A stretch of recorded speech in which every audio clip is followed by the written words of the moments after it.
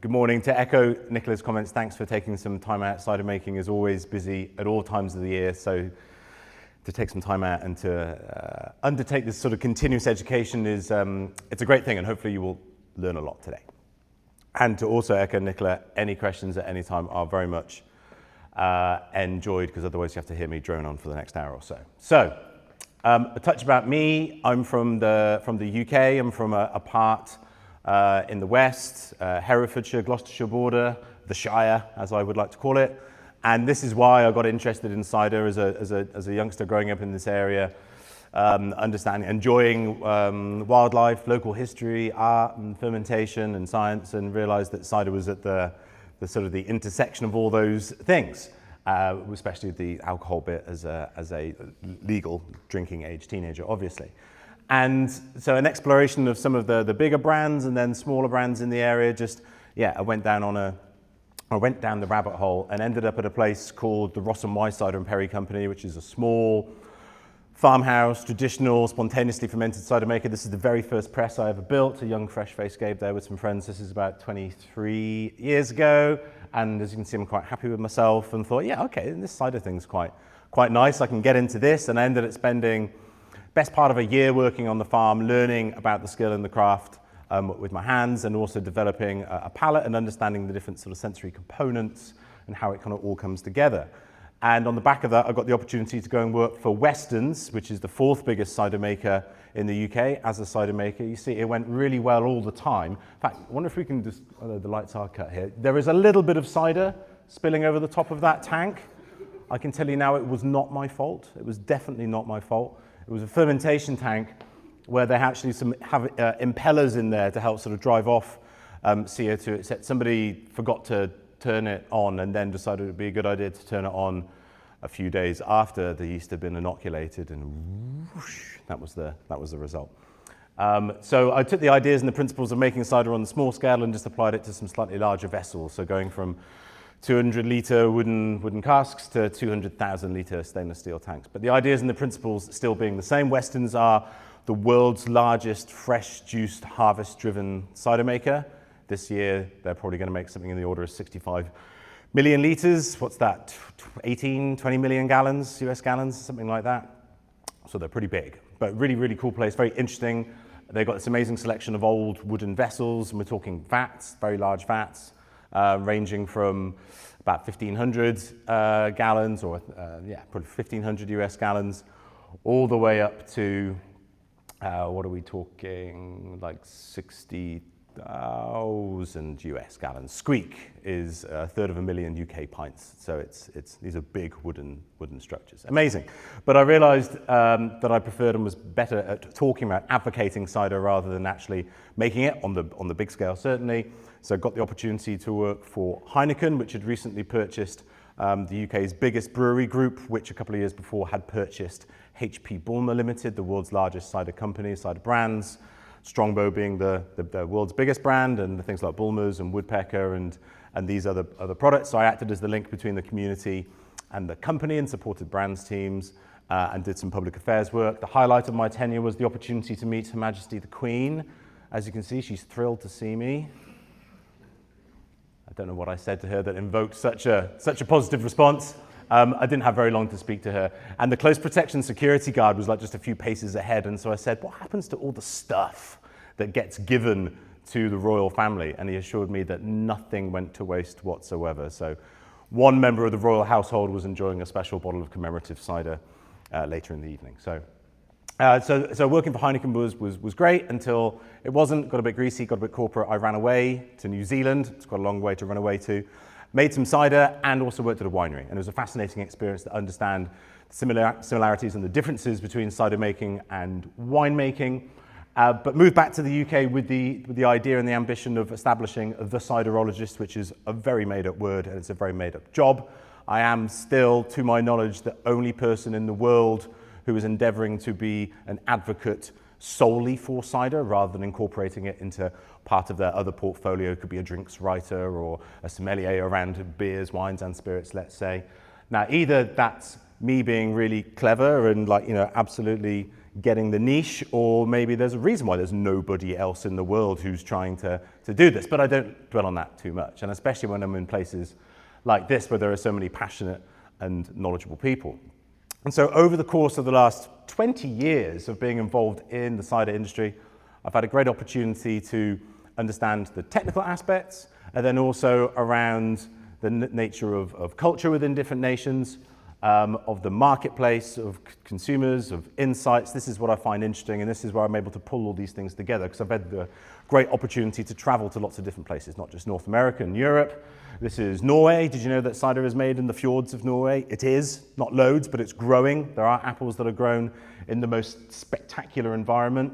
Basically, wherever you have apples, somebody will be making cider. My wife is from Zimbabwe, and we found a Zimbabwean cider maker. His name's Malvin. He's in the Eastern Highlands in Nyanga, and he's making these ciders there from local apples, and then also using other fruits. He's got an amazing dry co-fermented strawberry, which is just like the most awesome Provençal white rosé wine. Absolutely incredible. So to see the full spectrum of styles and flavors and interpretations and cultural context about what cider is or what cider should mean to these different producers, different markets, and different consumers, I find really interesting. And so when I was invited to participate in this discussion today, you know, you've got real technical experts in the room who are going to be talking about these different flaws and how and why they occur and what you can do to either prevent them, or maybe in some cases how you can remediate them.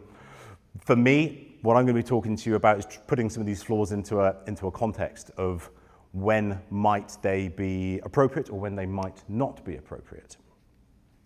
Click. So, what is a flaw?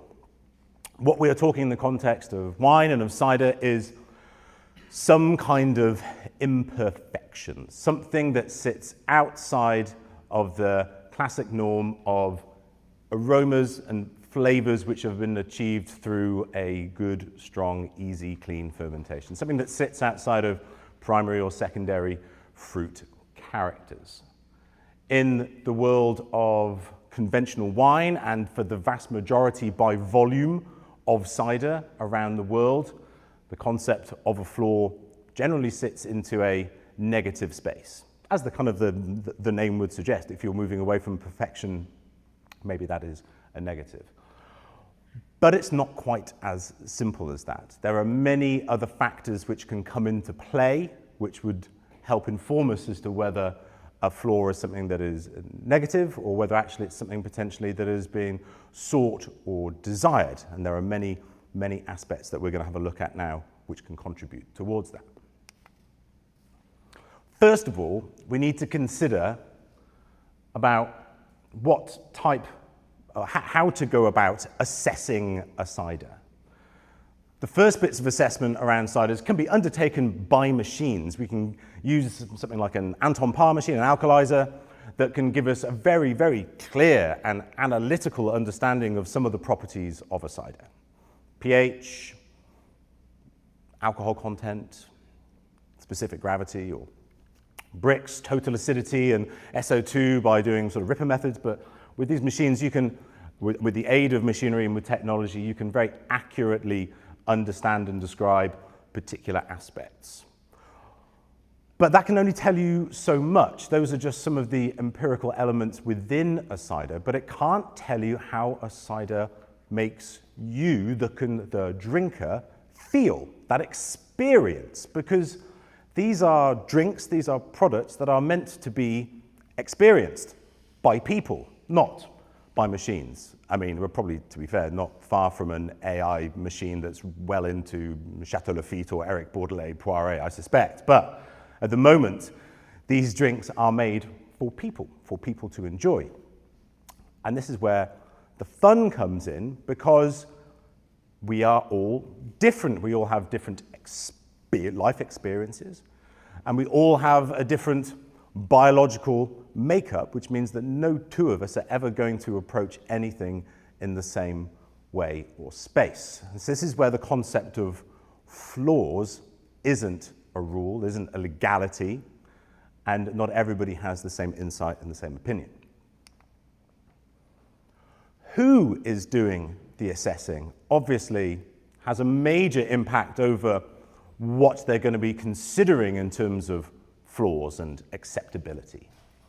The first, the major, probably dare I almost say the most important assessor of cider is the consumer. The reason why you're all making cider is because somebody is going to buy it and is going to enjoy it. And their driver and the type of assessment that they're going down is, do I like it or don't I like it? It's quite a simplistic thing, really, and obviously it can drive and be a little bit more complicated than that. But their driver is, I like that, so I'm going to drink it, or I don't like that, so I'm not going to drink it. That's a kind of assessment, a very simplistic one. But there are many types of assessment which can be undertaken in a professional context as well. It could be, how many of you in the room have embarked upon the journey on the Certified Cider Professional program?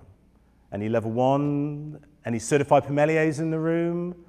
Very good. It's a very good program. I thoroughly recommend you undertake it. It's the equivalent of the WSET courses for wines and spirits and beers. It gives you a great degree of knowledge and understanding about the process of cider making and how that contributes to different opportunities of production, of different styles and of different sensory characteristics. And during that course, especially when you get to certified sommelier, there's a huge amounts of sensory analysis. And what you're being asked to do is to identify characters. You're not being asked to make a value judgment. Hey, I can detect VA. That's not asking you to say that's good or bad, just it is detectable. So it could just be that you're trying to identify certain characteristics, and that information could then be used in other ways. You could be a professional who is making recommendations for consumers, whether it be in the media, you're writing something, or it could be that you're in a bottle shop and you are selecting, I'm going to have these ciders because I want my consumers to appreciate those because I know the types of ciders that they want to drink. That's a very different type of assessment with a different end goal once again. And of course, professional assessment in the context of judging of competitions. And no two competitions are the same in terms of how they go about it, but I would be fair to say that the end goal is the same, that they're all trying to find the best of cider, but that best of cider does differentiate somewhat depending upon the context of the competition and what is being sought to achieve. So who is undertaking the assessment? That's going to have an impact over where the concept of flaws sits within the bands of acceptability. And that leads into the concepts of objectivity and subjectivity, these differing approaches to assessment. When we're talking about objectivity, we're talking about an assessment of the values or the properties of the object itself. The girl and the boy can both agree that there are 4 oranges on the table. That is a measurement of the properties of that object. When it comes to subjectivity, that is an assessment of the impact of the properties of the object onto the subject themselves.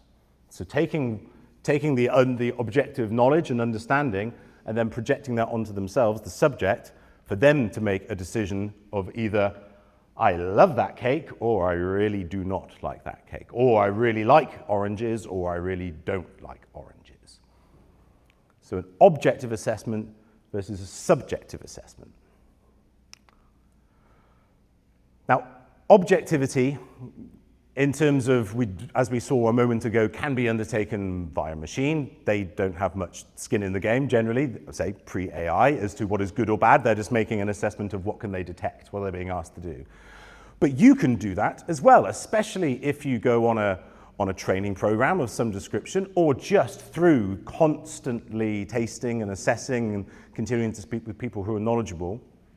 You individually develop the opportunity to identify certain characteristics. I know what VA is, I know how to detect it, I know how it picks up within a cider. Or the nature of malic acid, or more lactic acid, or astringency, or whatever it may be. You become trained, you become a tool and a machine in your own right. You're able to identify and to quantify these different characteristics. It's not easy, it does take time, it does take training, but you can do it. But the thing with this objectivity is I say that it's not necessarily the case that you're able to understand every single factor within. Depending upon the context, the nature of that objectivity can slightly change. If you're being asked to judge in a competition, you're asked to be objective rather than subjective, but you need to be given a little bit of context of what are you trying to objectively assess against, whether it's a particular style guideline or whether it's technical elegance or whether it's consumer friendly and accessibility. Sometimes you need a little bit of room and space to be able to apply your objectivity to something. But you're trying to be as removed and as less emotional as possible. Whereas subjectivity is all about emotion. So this is about incorporating all of your life experience, all of your knowledge, all of your preconception, all of your bias, all sensory factors, everything that you may know about, let's say, an assessment of a product, that can inform positively or negatively your approach. It's part of the reason why when you're in a competition environment, you're given these products blind without knowing anything about the producer, because that potentially could heavily inform your thinking or approach to it. Here are two ciders from the UK, Aspel Premier Cru and the wonderful high-value Frosty Jack. Has anybody ever seen a bottle of white cider before? That's the name of this style of cider.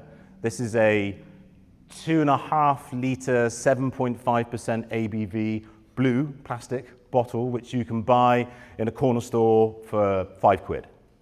It's basically the cheapest unit of alcohol you can purchase in the UK. It is enjoyed by students and people who are consuming alcohol on the park bench. Very often this is their drink of choice because of bang for your buck. And it's kind of soft flavor profile, it's quite easy, it's got some sweetness, it's got acidity, hasn't got much apple juice in there. The minimum juice content in the UK is 35%, so that will be bang on 35%.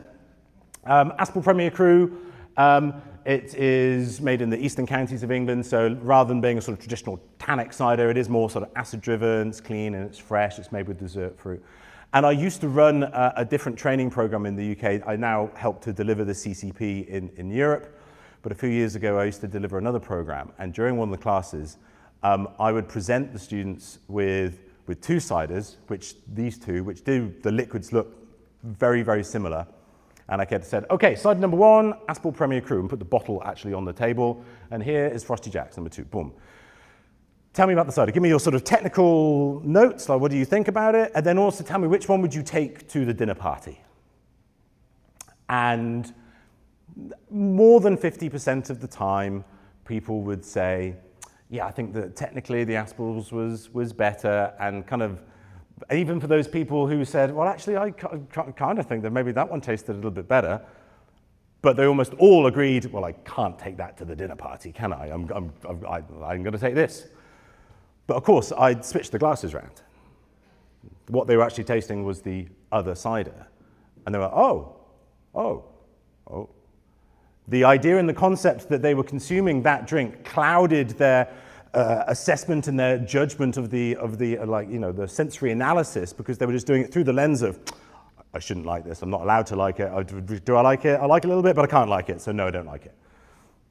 So this is what we talk about when you're being subjective. You're calling upon not just what's in the glass, but everything else you think and you feel and you know. And that's what being a consumer is all about. And that's why the value of branding and marketing is so important, because you are selling not just the liquid inside the bottle, but you're selling this story as well. So, as you can see, assessing is a tricky business. There are different approaches that you can do by different people, in different contexts, with different outcomes and different needs, which means that when it comes to what is the role and the place or the acceptability of a flaw, it's tricky. It's not a binary thing. There's even a train of thought that there is no such thing as objectivity.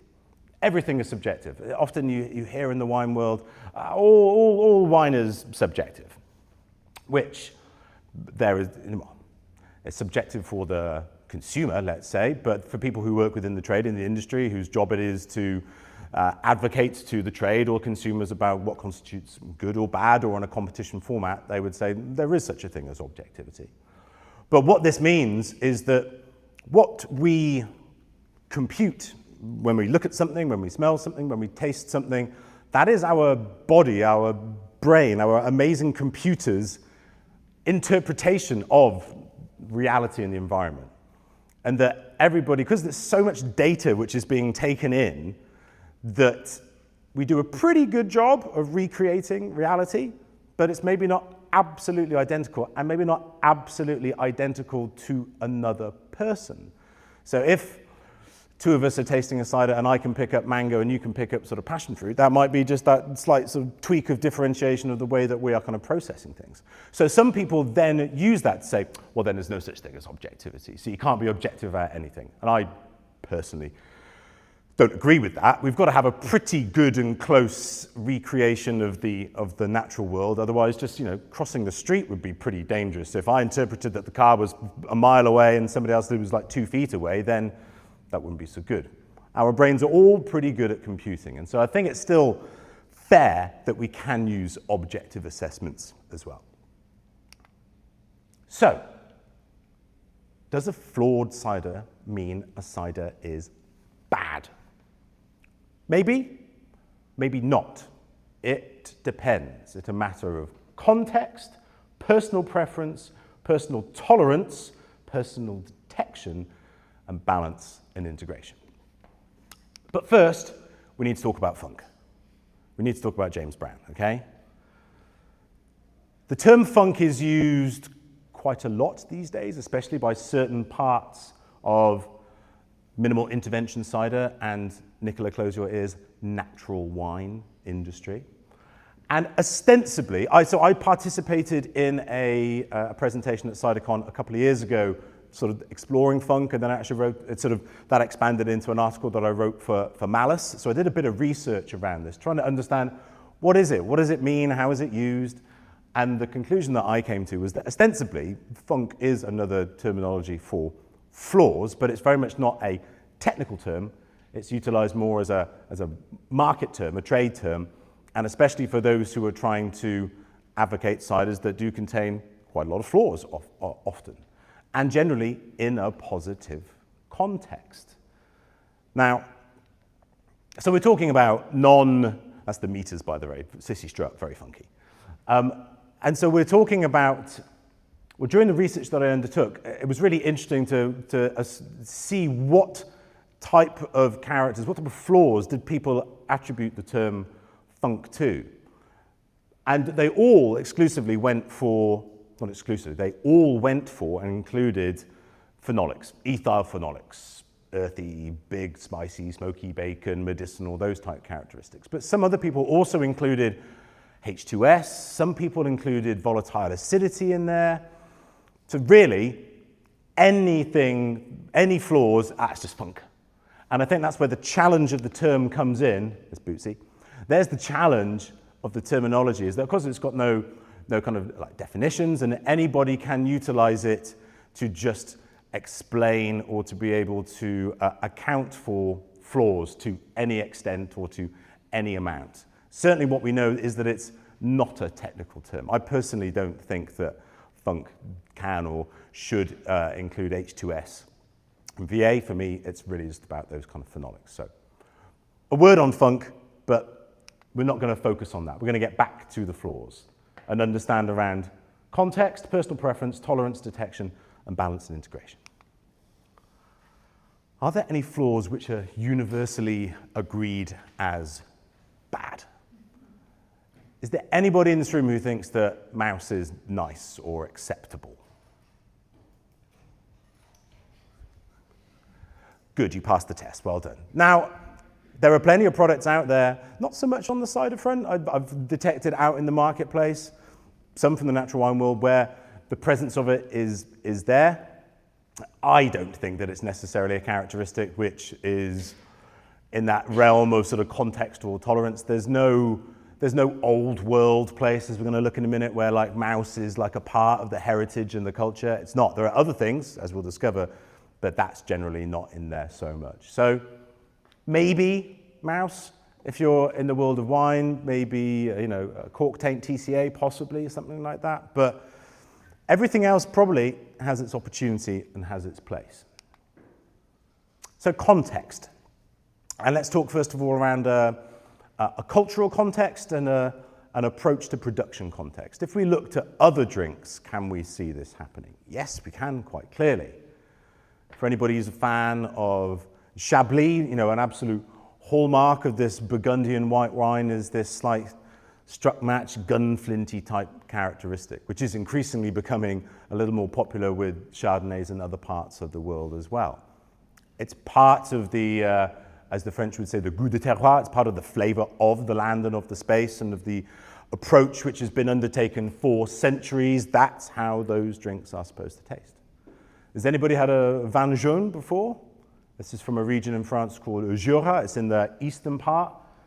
It is deliberately and intentionally oxidized, not to the sort of major extent of sherry, which I could also put on the screen here, but it has got that sort of nice, slightly hazelnutty type of oxidations, not bright, fresh primary fruit, lots of tertiary characters. It's supposed to taste like that, and it's tasted like that for hundreds of years, and that's what they're technically aiming for. So if you were to taste that wine and go, it's oxidized, so it's wrong, or it's bad, the good people of Jura were saying, no, monsieur, no, madame. That is exactly how it's supposed to be. Beer, is anybody a fan of, really big, hectic, lambic beers with all of the potentially Bretti or lactic type characters? Does anyone know Duchesse de Bourgogne? Anyone ever tried that? It's basically liquid balsamic vinegar, slightly carbonated balsamic vinegar. To which I've got a pretty decent tolerance for VA, but it's like, wow, that's gone interplanetary, that's gone insane. But there are people who love it.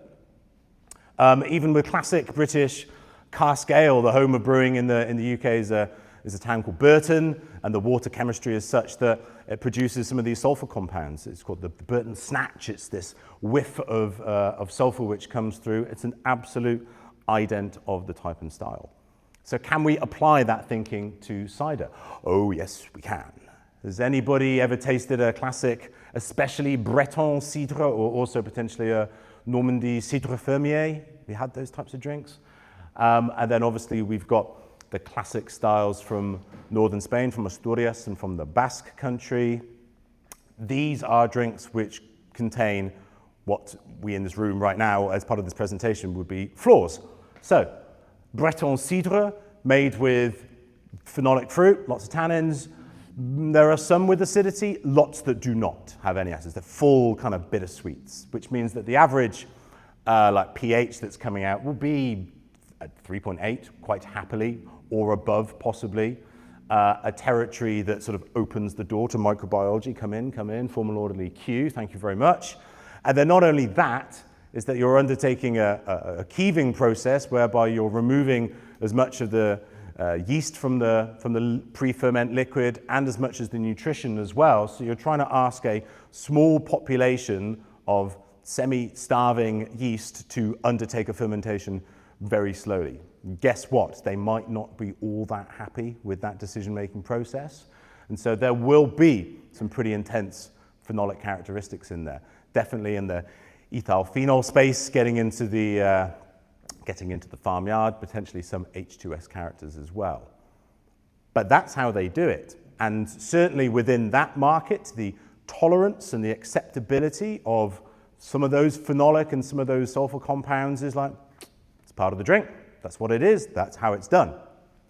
Similarly with the Cider Natural from Asturias and from the Sagador from the Basque country, their heritage and traditions, probably the oldest thing. There's a consensus that this is the world's oldest cider culture and heritage. There's a document from Oviedo Cathedral in Asturias going back to the 9th century that's talking about an established orcharding and cider making industry effectively there, not just part of an agricultural landscape, but people making and selling this drink. And so it's had a while to develop an identity, and its classic, its traditional identity is this drink, which is still, it's wild ferment, it's not filtered, no or sometimes low levels of SO2, and it's either consumed straight out of the vessel. You probably have all seen the pictures of opening up the taps and catching. Everyone been to Asturias or the Basque Country? A few of you? If you haven't gone, do go. It's great. Talk about somewhere where the cider is at the absolute center and beating heart of the community and the culture. It's amazing. The city Gijón on the coast, it's probably, I don't know, like 100,000 people. It's got 100 cider bars in just that one city alone. It's incredible. And so these ciders display some volatile characteristics. In fact, there is a DOP, there's a quality mark associated with the fridge, Cider Natural de Asturias. So if you want to have that quality mark, by technical measurement, it has to have a minimum of 1 gram per litre of volatile acidity. Somewhere between 1 and 2 grams or 1 and 1.5 grams per litre. That is the style. If you make it too clean, that isn't the tradition, and it will not be able to bear the mark. It's not to say that if it turns into actual vinegar, then it's not the more the better. No, it's a character which has to be there, it has to be present, it has to be in context of the other very lovely, fruity, citrusy elements within that Cider Natural. But it is volatile, and if that level of volatility was in probably most of the ciders, most of the clean, fresh, canned ciders that we'd have here in the States, it'd be like, there's a problem here. But not here. This is it. These ciders are meant to be, you have them in small pours, you have it with food. That volatility is great at helping to cut through all the rich fattiness of food that they're going to be consuming in that place. So, what we're going to start doing is having a go at identifying some of these characteristics. You've got 6 ciders in front of you. They should be numbered on the glass from left to right, 1 to 6. Number 1 is your control. So this is just good, plain old classic cider. And then into each of the other 5, what's called a spike has been added, a specially formulated compound which has been generated that replicates some of these flaws. Some of them are a bit more intense than others, so we'll go through and see how we get on. The base cider, normally we just try and use something as neutral as possible. Actually, it's a really nice cider. It might be even slightly too aromatic, but let's see how we get on.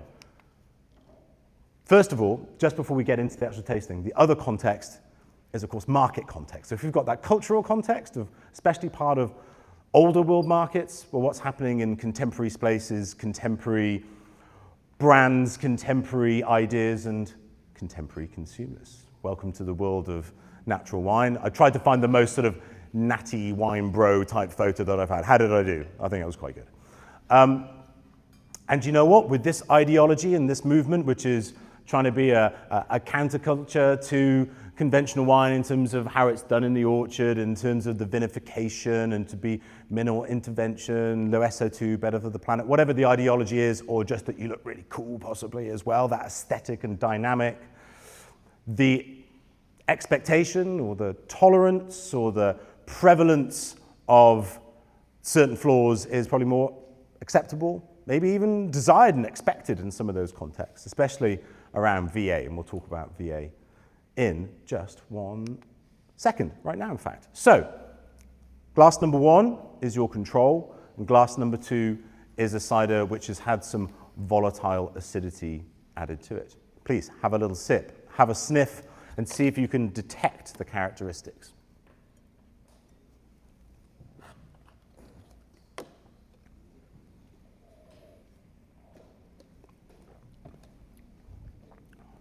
Okay.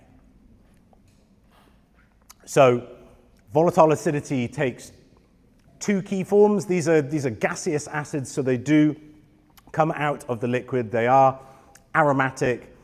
The key one is acetic acid, cider vinegar. The other form can be ethyl acetate, which is more of a solventy, nail, varnish, removery. You and your glass, the acetic acid spikes that you get from the company, and they're quite expensive, these kits, they're rubbish, I think is the technical term. Like, you put them in and they don't show up in the liquid. So we have actually put some brags into here. That's what it is that you're detecting. Are you all detecting the acetic acid? Aromatically, it's probably not as intense as it is in the palate, but it's definitely there. You know, it's a very easy one to describe because you kind of, I assume that you all know what apple cider vinegar sort of characterizes like. And then in the palate, It's that scratchiness at the back of the throat, you know? And, you know, it's an interesting one because it's probably, especially in sort of more traditional cider making areas, certainly in the UK, the traditional farmhouse type of ciders, this is the flaw which comes up most frequently because they get apples, they squish them, they leave it in a barrel, and it's just kind of left with some degree of headspace. Air comes in, acetobacter, as Nichola will talk about later, and over the course of time, that alcohol is being converted into acetic acid. But it's also the one which is the easiest to control and to ensure that doesn't happen. Just keep things clean and keep your vessel topped up, and it shouldn't happen if you don't want it to happen. If you are trying to achieve something which has more of that sort of characteristic, then obviously you can kind of encourage it.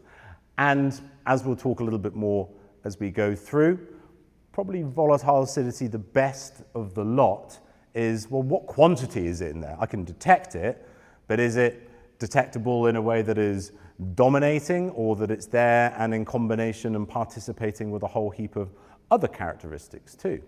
I find volatility sometimes can add an almost slight like saltiness, or almost like a flavor enhancing. It's the MSG of the Flaw world, you know? It can do lots of interesting things, but you've got to have other components in there that can kind of like, hey, just take it easy, or that can work with it. There are many ciders which are so beautifully fruit forward and gentle and lean and precise that sometimes even the merest hint of that volatility can just take away all that fruitiness and domineer and take it in another direction. So this is a characteristic which can be very easily achieved if desired. Any thoughts or comments on volatility? Who enjoys a little bit of volatility in their ciders? Who enjoys lots of volatility in their ciders? There you go. Who does not want volatility anywhere near their cider? Yeah. And again, that's the context of the type of product and the type of consumer.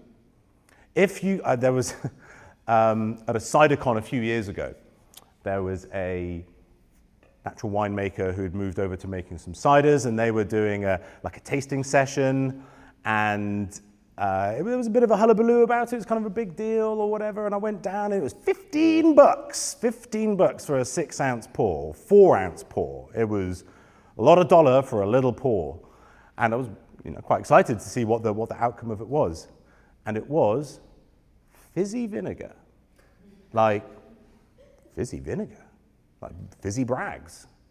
Like, I got to have another sip just to make sure that my palate's not out of whack. No, it's fizzy vinegar. And so I approached I can't remember if it was the person who like owned the bar or another sort of like cider maker friend based here in the USA. And I said, "It's fizzy vinegar." And she said, "I know, but the natty crowd just love it." Fair enough. Okay, so if you can sell your fizzy vinegar for $15 a 6-ounce pour, then in a way I say all power to you. Again, the consumer has all this great power, and if there is enough of a group of them and they want it and desire it, what's the phrase? If you can't beat them, join them. Now, I don't know whether there are vast numbers of consumers who would happily pay $15 for a 6-ounce pour of fizzy vinegar, but there's a few out there, let's say. Okay, any questions on volatility? Happy with that? The other element is around personal preference. This is especially in our consumer mindset, and also, you as cider makers, some of you will be making some cider probably because you know that it will set and there is a desire for it. But you will maybe also be making some ciders that you personally really like and really enjoy as well. And so personal preferences, this is just undeniable. It's all part of this, we are not identical. Sometimes what we are seeking goes beyond the realm of normal acceptability for other people. And so my slightly facetious phrases on here, but there probably is that. You probably know somebody who says, "Give me Carolina Reaper chilies to sprinkle on my Cheerios in the morning," Who loves really, really spicy food, like intense. Who detests spice, can't handle any of it. They go for like the creamiest, mildest curry, something like that. Anybody? Not like a little bit of that? Yeah. You're not right, you're not wrong. That's just Whether it be through nature or nurture, probably a combination of the two, your impression and enjoyability of spice could sit anywhere on this massive threshold. Same with acidity. You know, who loves like extraordinary levels of like malic acid in their cider? Who's the Foxwell? Who's the Gold Rush fan? Who's the eyes bleeding? There's so much acidity in there at all. Yeah, those people are going to exist too. There are people who say, I want fizzy vinegar. You know, I actively enjoy that profile. And there are also people who are, I just love a sweaty horse and nobody can tell me I'm wrong as well. There will be people who will tell them wrong, but you know, I just like it. And you know, that's a very, very personal thing. And so that is going to be a key driver of something. And speaking of sweaty horses, open up your next cider, have a whiff, and have a taste.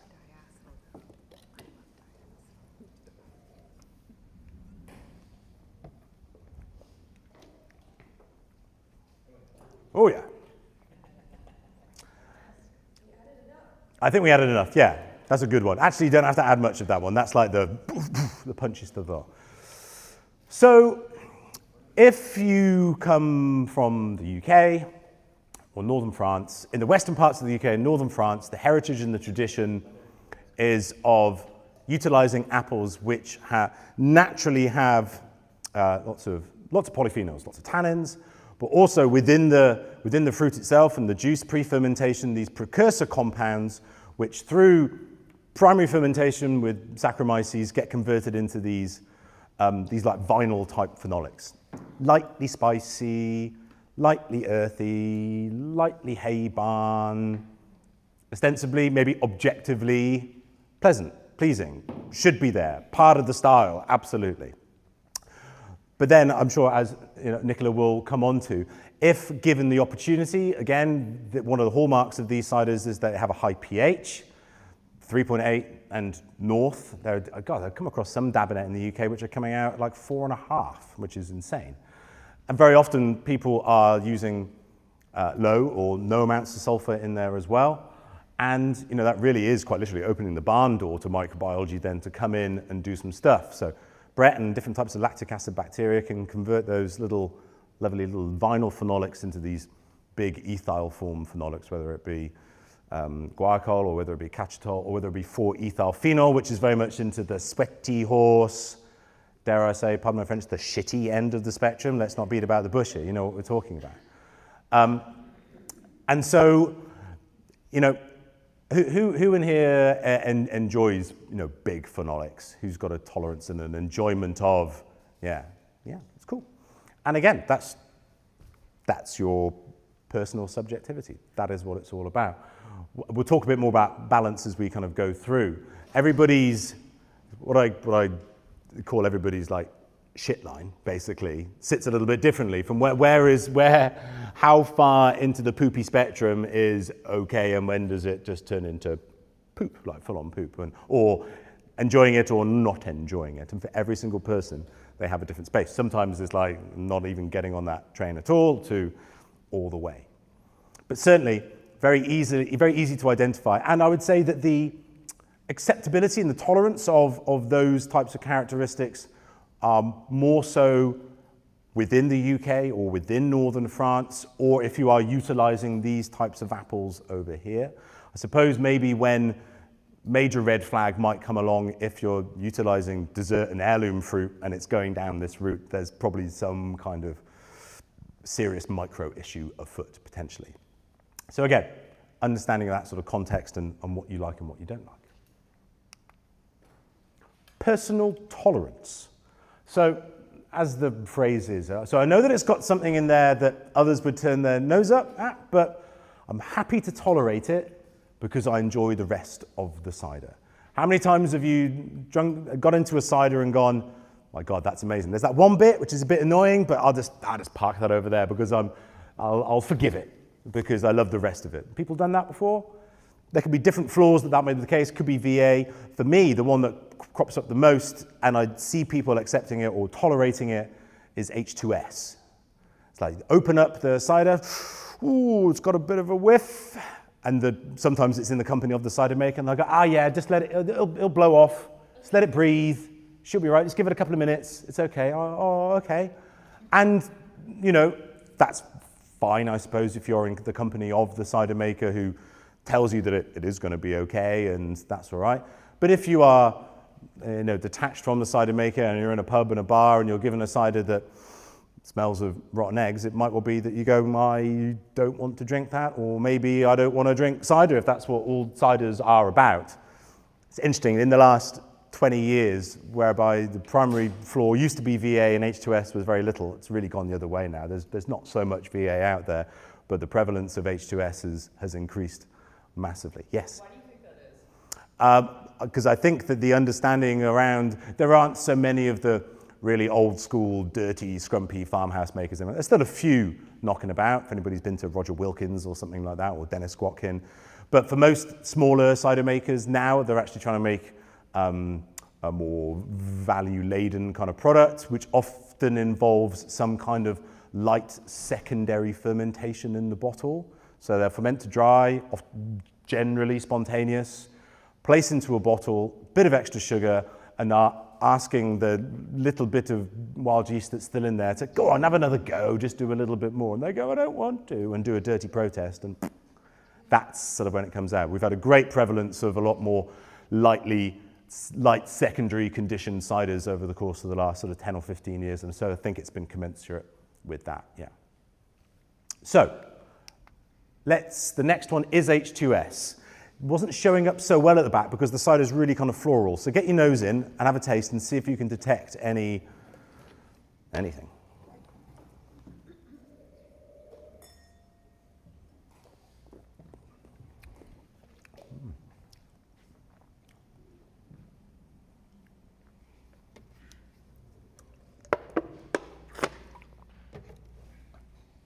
Anybody picking up any H2S in there?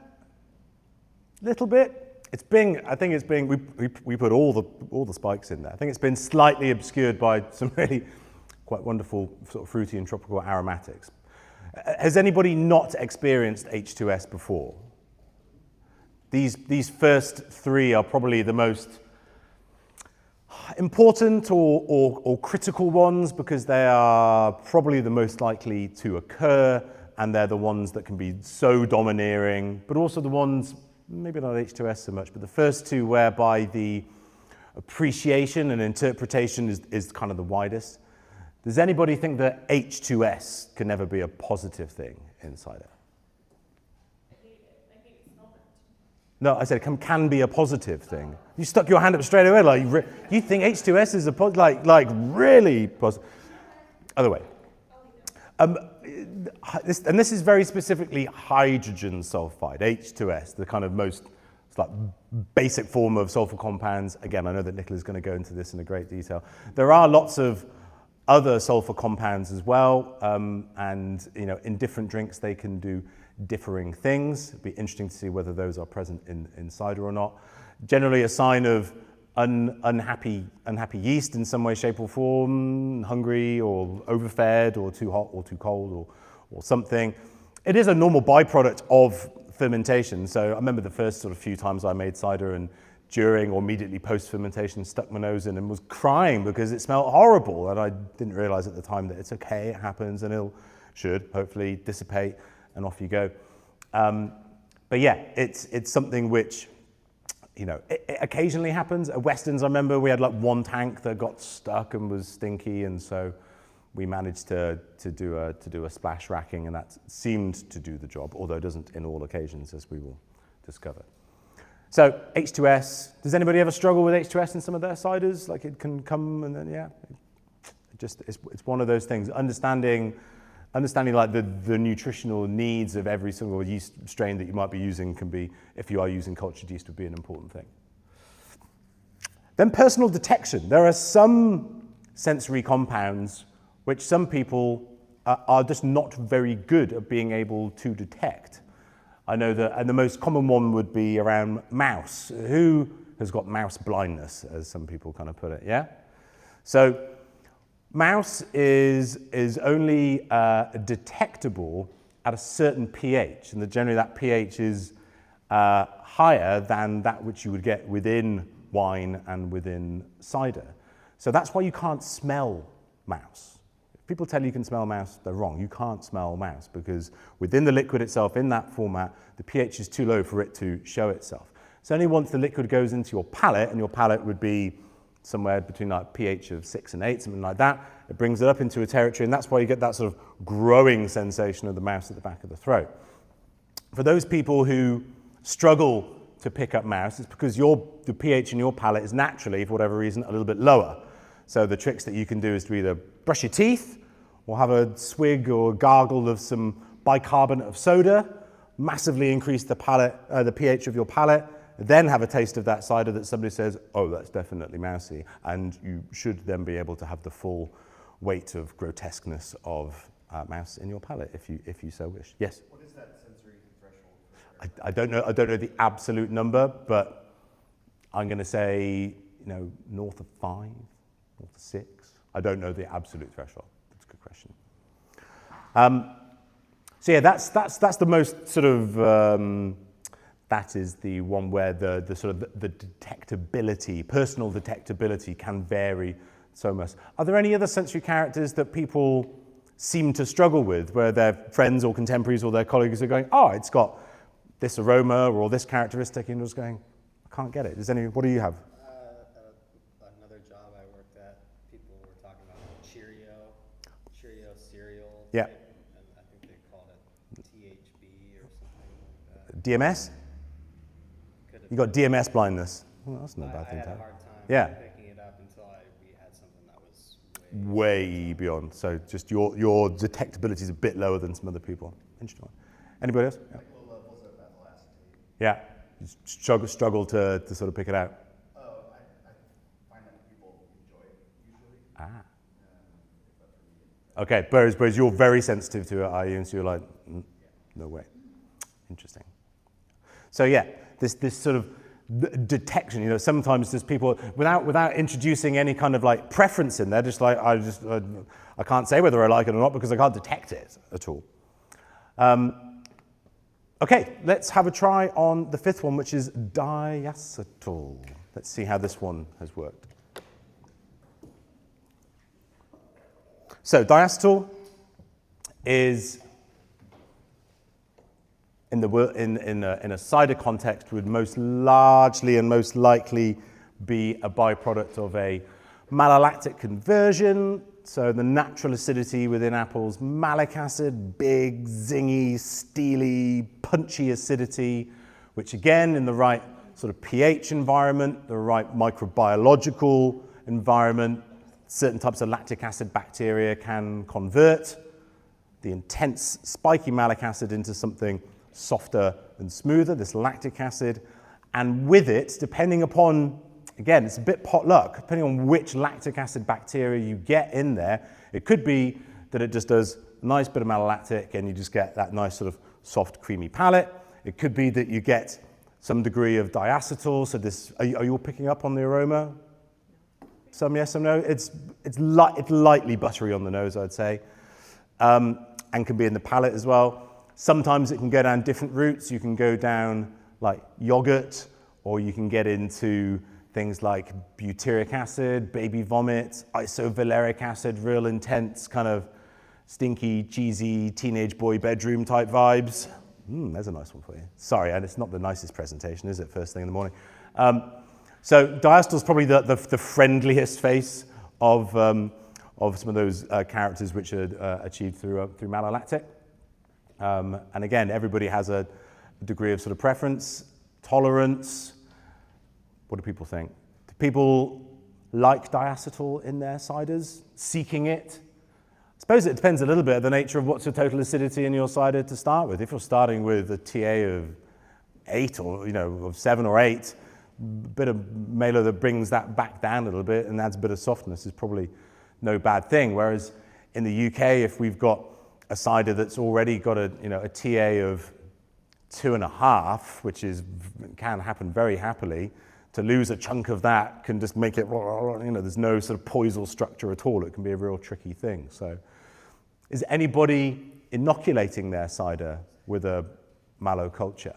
out of interest. Yeah, yeah, interesting. So you can actively induce it as well as allowing Mother Nature to take its course. And next, last one, acetaldehyde. Again, not sure how much this one's going to show through. Hopefully we'll get something. Yes, I think we do. So, acetaldehyde is a natural part of the sort of metabolic pathway of fermentation, of ethanol fermentation, of sugars being converted into ethanol. It's sort of part of the journey. It seems to pop up when there's an issue with fermentation and it's not able to kind of like complete its journey all the way through to ethanol. The primary scenario where when I detect it is with ciders that have been part fermented, whether it be keeved or cold racked, whereby it's going through and then it's juddering to a halt, and you seem to some of the compounds seem to stay in this space.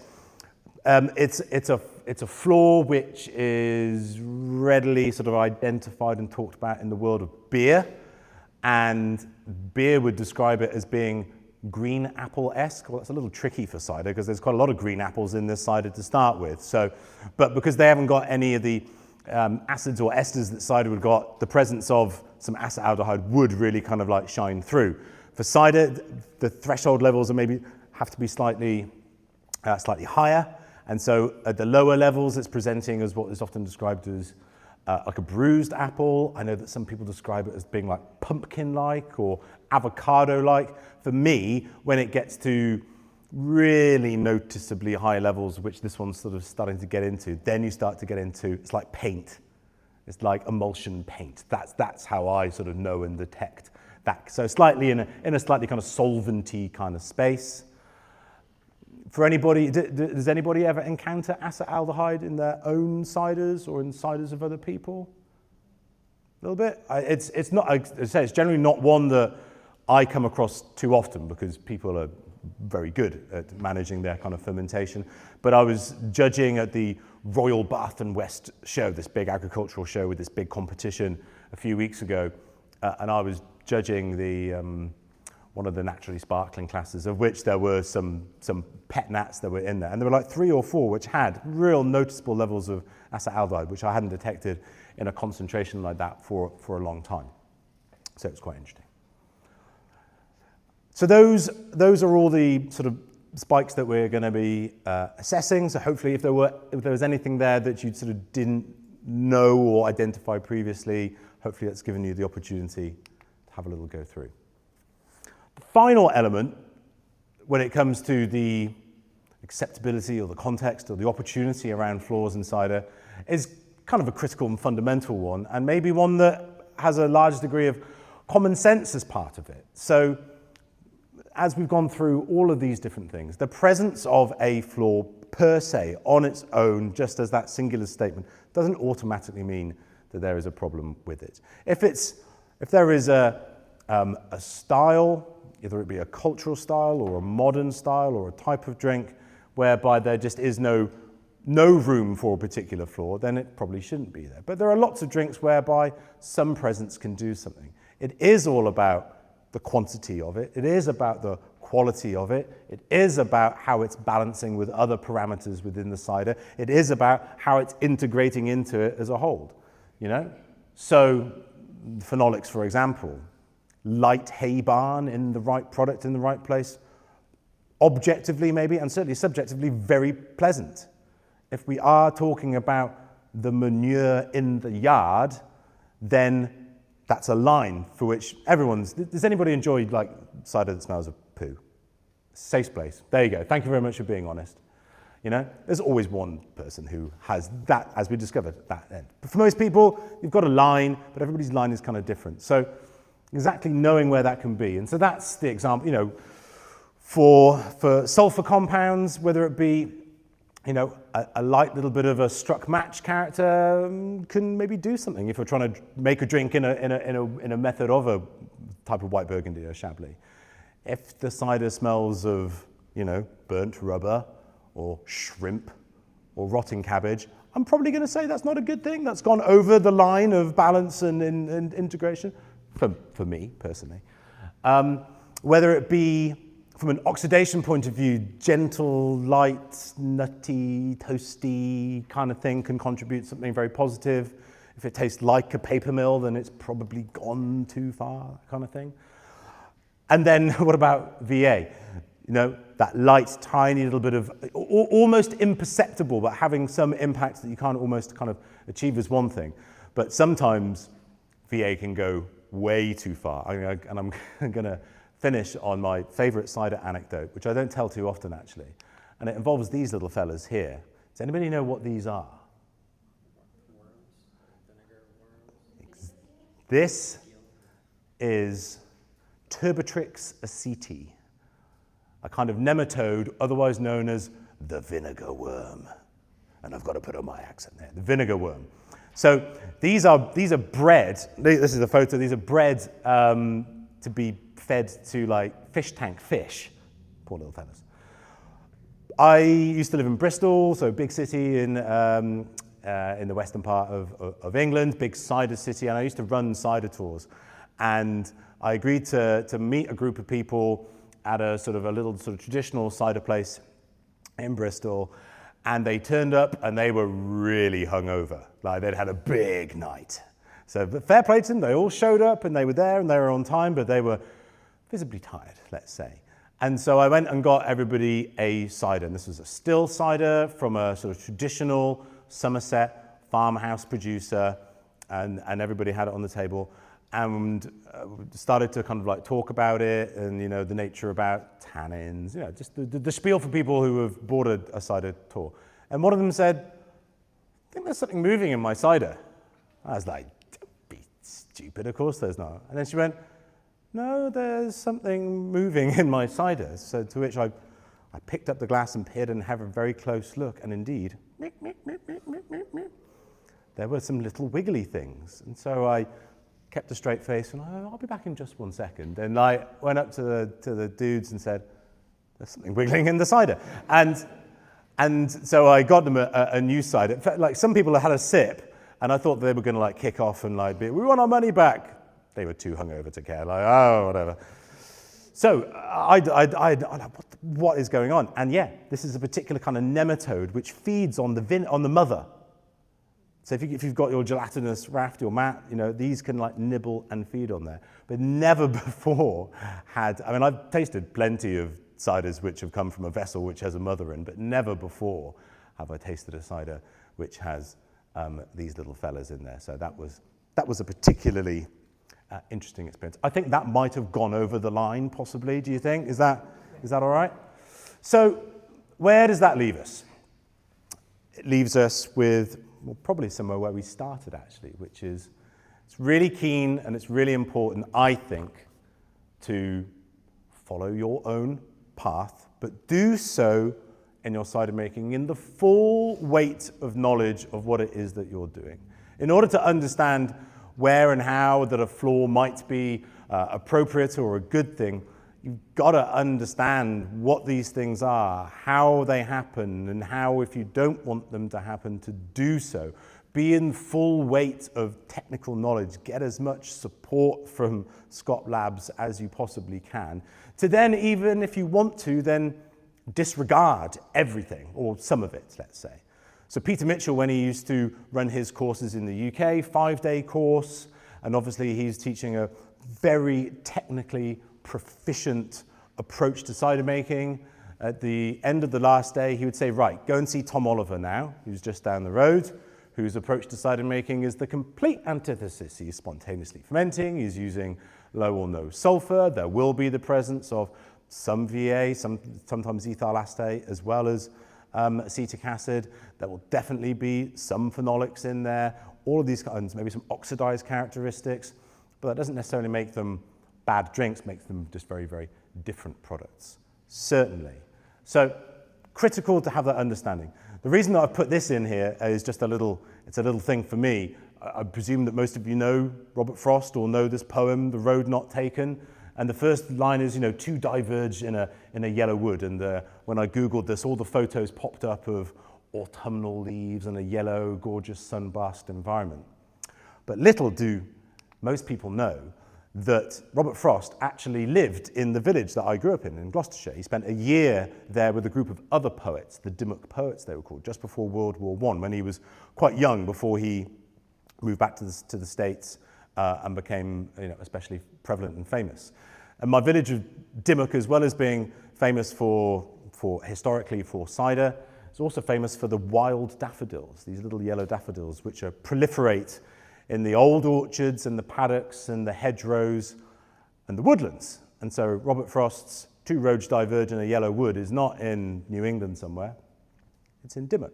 So I just like to shoehorn Dimmock into every presentation, mostly, that's why I've done the picture, but it's also about choosing your path and understanding, maybe not judging or assuming anything about anybody else, do what's right, find the right thing, even if that is selling 6 ounces of fizzy vinegar. If you can do it well. So that is it for me. Thank you.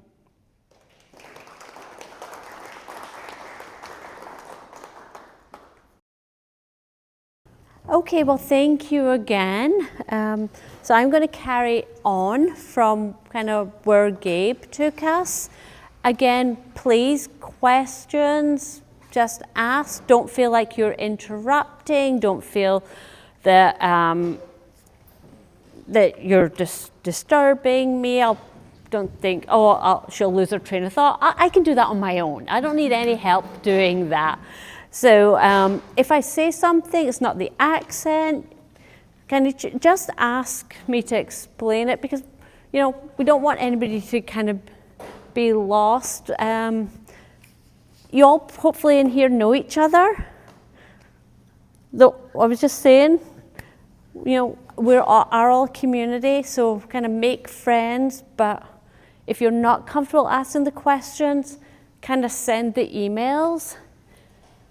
Never leave me a voicemail, I'll tell you that. Email's awesome, text is great, voicemail, not so much. But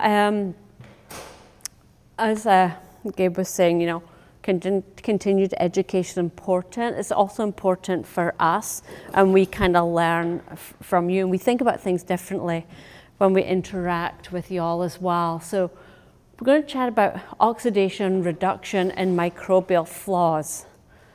Talk about them from a scientific background so you understand what they are, how to recognize them, and how to prevent them from even happening in the first place, right? That's the ideal situation. You don't want to have them in the first place, so that it's not going down the road of remedies and treatments. When you have to treat something, it's expensive. Okay, so we'll look at those mechanisms and prevention. So we'll start with oxidation. Why? Yeah, I don't know. That's where we're going to start. So we'll start off at a basic level. Kind of what is oxidation? If you had to start kind of at the very, very basic level, we'll say it's a chemical reaction where there's an excessive exposure to oxygen or some of these oxidative precursors, some of the enzymes that can lead to oxidation. It's a completely natural process, right? It's not something that is unnatural. It's something that can happen on its own. And we can recognize it from its sensory characteristics. Now, as Gabe was saying, right, sensory is very personal. It's something that, based on our cultural background, it can be very different for each of us based on our experiences. It wasn't really until I moved to the US and we're describing the same thing, but we're using different words, because the apples that I'll have in the UK are very different from the US. The things that we taste, the things that we smell, the words that we use, which is why sensory, we do need to develop that common language. So when I'm thinking about oxidation, the words that I will use is kind of nutty, bruised apple, kind of sherry-like. Gabe was using kind of wet paint. So again, that common language. So as long as we all know what we're talking about, but we can see oxidation, and the rate of oxidation, if you think about, sometimes you cut into an apple or you're having an apple for lunch and you bite into it, and then somebody comes into your office to talk to you and you're like, dang, there goes my lunch. Sometimes it browns really quickly, right? And other times it takes a while for it to brown. You're like, yay, I still have my lunch there. So that's what oxidation is at a super, super basic level. We're all good? If we want to look at a more complex level, a more complicated or more scientific level, we can say that it's a multi-stage reaction, that it's pretty complex. So it's a set of chemical reactions that involves when your juice, so your apple juice or your cider, is exposed to either, and you don't see these kind of very well on the screen, but when it's exposed to the oxygen, and that oxygen is going to interact with some natural components, which they could be either the metal ions, it could be the natural copper or the iron that's in there, and then you've got subsequent reactions with susceptible phenolic compounds. We have phenolic compounds in our apples, right? Different levels depending on the types of apples that we're using.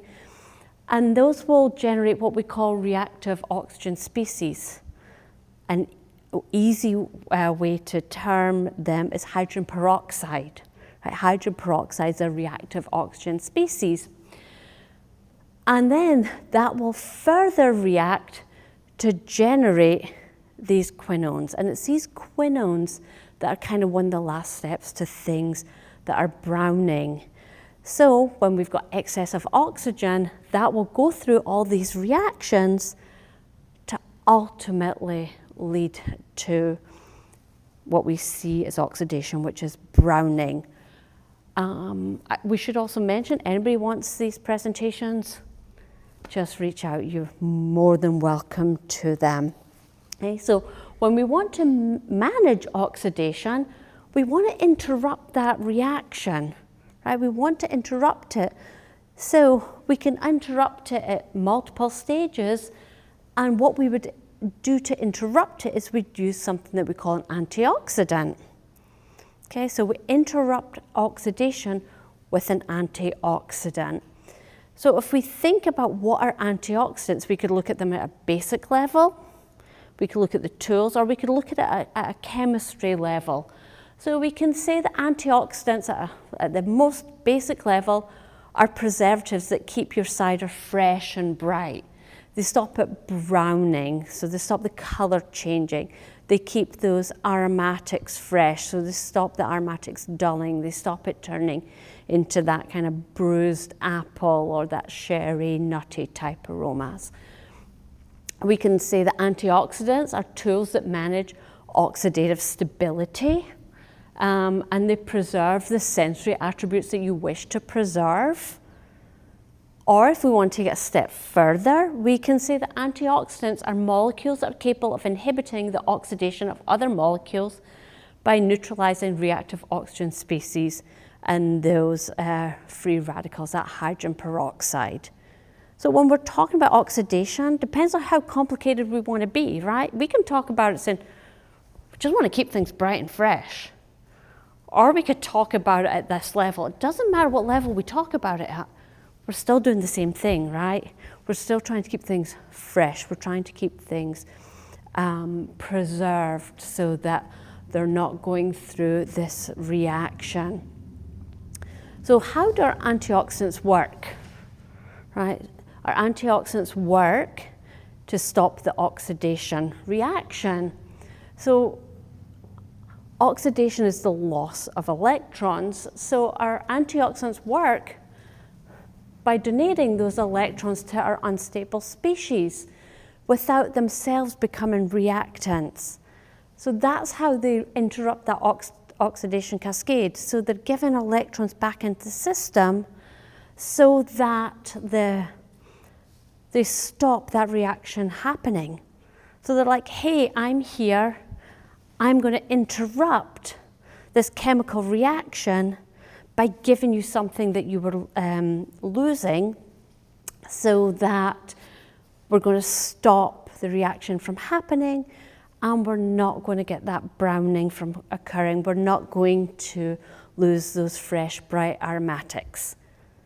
So that's what oxidation is, and that's what antioxidants do.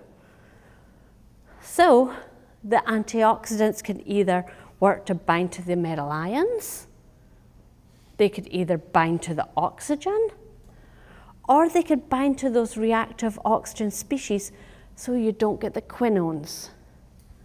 So if you're using an antioxidant, when do you think what would be your preference? Do you want it to work at the beginning stage, bind to the oxygen, bind to the metal ions, or at the kind of latter stages? What's your preference? The earlier you stop the reaction, kind of the better it is, right? So when we're talking about oxidation, we want to start talking about it early on. So we want to start talking about working with antioxidants in the juice, and we want to start talking about things to bind with the oxygen, bind with the metal ions. It's easier to see when you're binding with oxygen because you know that you've got oxygen pickup, right? This is something that in Australia they're really, really good at, and they really perfected in wine, and then kind of cider has really caught on down under. So if we're looking to bind these different things, we've got different tools to do that, right? It's not the same tool. If I said antioxidants, I gave you 3 different definitions. It says antioxidants can keep things fresh and bright. I says, or antioxidants are tools. And then I give you the chemical definition. So what are the tools that can keep things fresh and bright? Well, we've got different tools depending on what we're doing. We can use things that bind the metal ions, the things that can bind the copper and that can bind the iron, so that they cannot auto-oxidize, or they cannot participate in what we would call the Fenton reaction. And that could be yeast itself. Yeast will bind metal ions onto their cell surface. So that's the first stage of metal ion uptake. So if we've got an excessive amount of metal ions, they can bind them. We don't generally use yeast though as an antioxidant, but they can. We can use inactivated yeast because those specific inactivated yeasts have been perfected for their metal ion binding capacity. We can use specifically oak tannins to bind metal ions, but then you've got to ask yourself, is an oak tannin in line with how I want the final sensory, right? Because what do oak tannins kind of taste like? No trick questions, I promise. I get fed up listening to myself, which is why I ask you questions, right? Depending on the level of toasting, depending on how it's been processed, it could be anything from really lightly toasted to very heavily toasted, right? So you have a very light oak influence all the way up to very spicy to really vanilla levels. So you might not want an oak tannin there as your tool. We could look at ascorbic acid, vitamin C, but you've got to be really careful when you use vitamin C. You've got to use it in conjunction with other antioxidants, because it'd be really easy to add too much, and then you kind of go over its protective capability, and then it can work as an actual oxidant. We could use things that bind. I use the word bind just to keep everything the same. It's actually how they can scavenge oxygen. So certain non-Saccharomyces yeast, we have Mechnikolia pulcherrima, that can scavenge oxygen to make its own unsaturated fatty acids, so that it can have a really stable and fortified cell membrane. That would be used in the pre-fermentation stage, so in the juice phase, so that you're going to leave that juice deficient of oxygen. Interestingly, it also binds, you can't see it, but the metal ions. We can use certain inactivated yeasts that scavenge the oxygen in the post-fermentation stage, just like healthy lees would scavenge oxygen. They just kind of take them up. Again, you can use your oak tannin. So again, same conversation. Do you want that flavor? But it definitely gives you that option, because tannins are super interesting as oxidants, as antioxidants. Like all tannins are antioxidant. It's just how they work varies because what they bind. And then different things can bind those reactive oxygen species. So you've got different inactivated yeasts. They can scavenge those quinones, those ROSs. So the glutastar has some glutathione, but other specialized peptides that scavenge those susceptible phenolics and keep things really bright and really fresh to take away the oxidation potential. We could also use a different type of tannin. So instead of the oak tannins, we use what we call condensed tannins. So that would be things that are grape-based or even acacia. So acacia doesn't have the same aroma or texture as oak, but it does have the ability to bind your quinones. And this is where SO2 works. So we talk about SO2 as being antioxidant, and we're just like, oh, SO2 is an antioxidant, da-da-da-da-da. It's antioxidant and antimicrobial depending on the pH, because when you add your SO2, it's going to dissociate depending on the health of your juice or your cider, the pH, and when it is working as an antioxidant, which is most of it is going to do, it binds to your reactive oxygen species, so it kind of works at the end of that cascade as your antioxidant. So stopping that oxidation cascade, stopping things from oxidizing, you have a lot of options. And traditionally, we use SO2, right? That's the most normal agent that we would use. So I have a question. Yeah. I see no ox on that list. That's something you sell as well. What category is that? Or nothing? That would be, it scavenges more the metal ions because it is a blend with bentonite and chitosan. Because I forgot. I don't remember all our products. I'm a terrible person. Yeah. Kind of similarly, early in the process, I was doing some research on like how to maintain color in red juice. And there's some people that say that like a pre-filled passivation with like citric acid forms a protective shield to limit metal ions that interact with the. Okay. Is that something that? So does everyone know what passivation is? So passivation is when you're treating a new tank.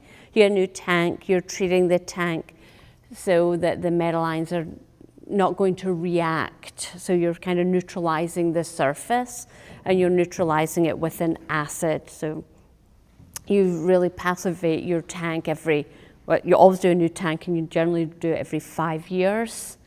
So that's not going to help. It's just a treatment for a new tank.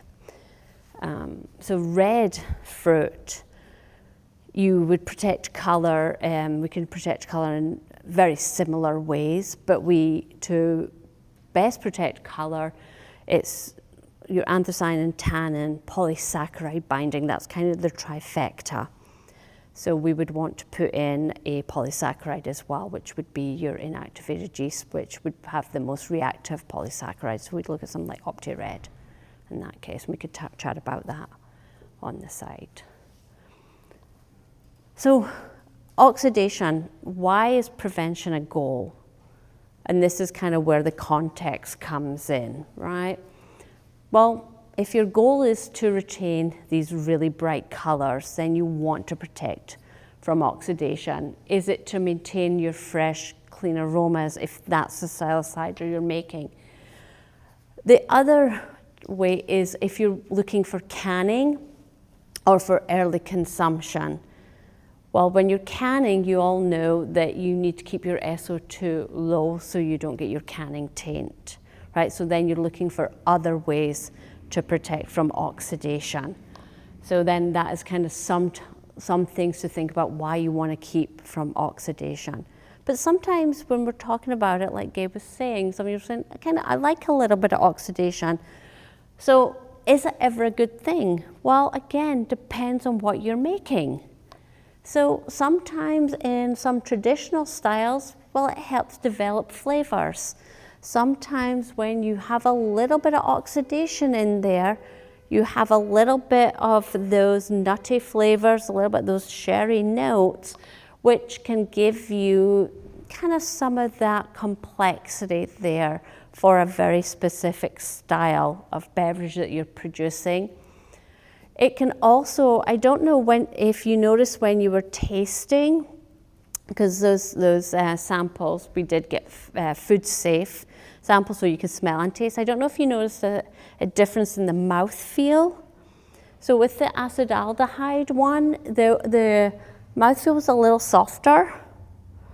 So you can kind of soften things up with the oxidation, because you're softening up some of those tannins as well, and you're integrating things.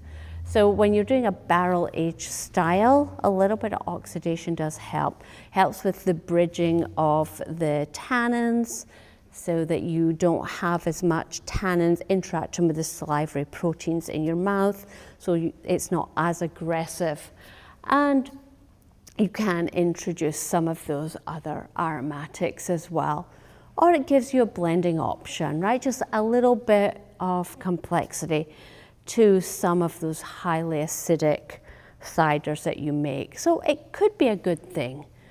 However, the key is control, right? Because a little bit is good, a lot can be bad. So it's a balancing act. And it's only you that knows what a little is and what a lot is, right? It's not something that I can tell you. This many milligrams per liter is what you're aiming for, because it's all based on the entire chemistry. It's based on your final style. It's based on the shelf life. It's based on the consumer. It's based on the market. So that's why, like with numbers, I'm not going to say, you should aim for this with acetaldehyde and oxidation precursors. Because again, a little bit could be good based on the style. But if you go too far, it's hard to get back. But you can get back. It's easy enough for us to kind of get back with some little bit of management. We can get back with using certain tannins, as I said. You can get back with your chitosans. You can get back there with proper SO2 management. But again, best not to let it get that far. So reduction. When we say reduction, Gabe was asking, okay, what do you think about reduction? Is it ever a good thing? Generally, it's not something anybody ever is going for. So again, at a basic level, reduction refers to a chemical condition where there's limited exposure to oxygen.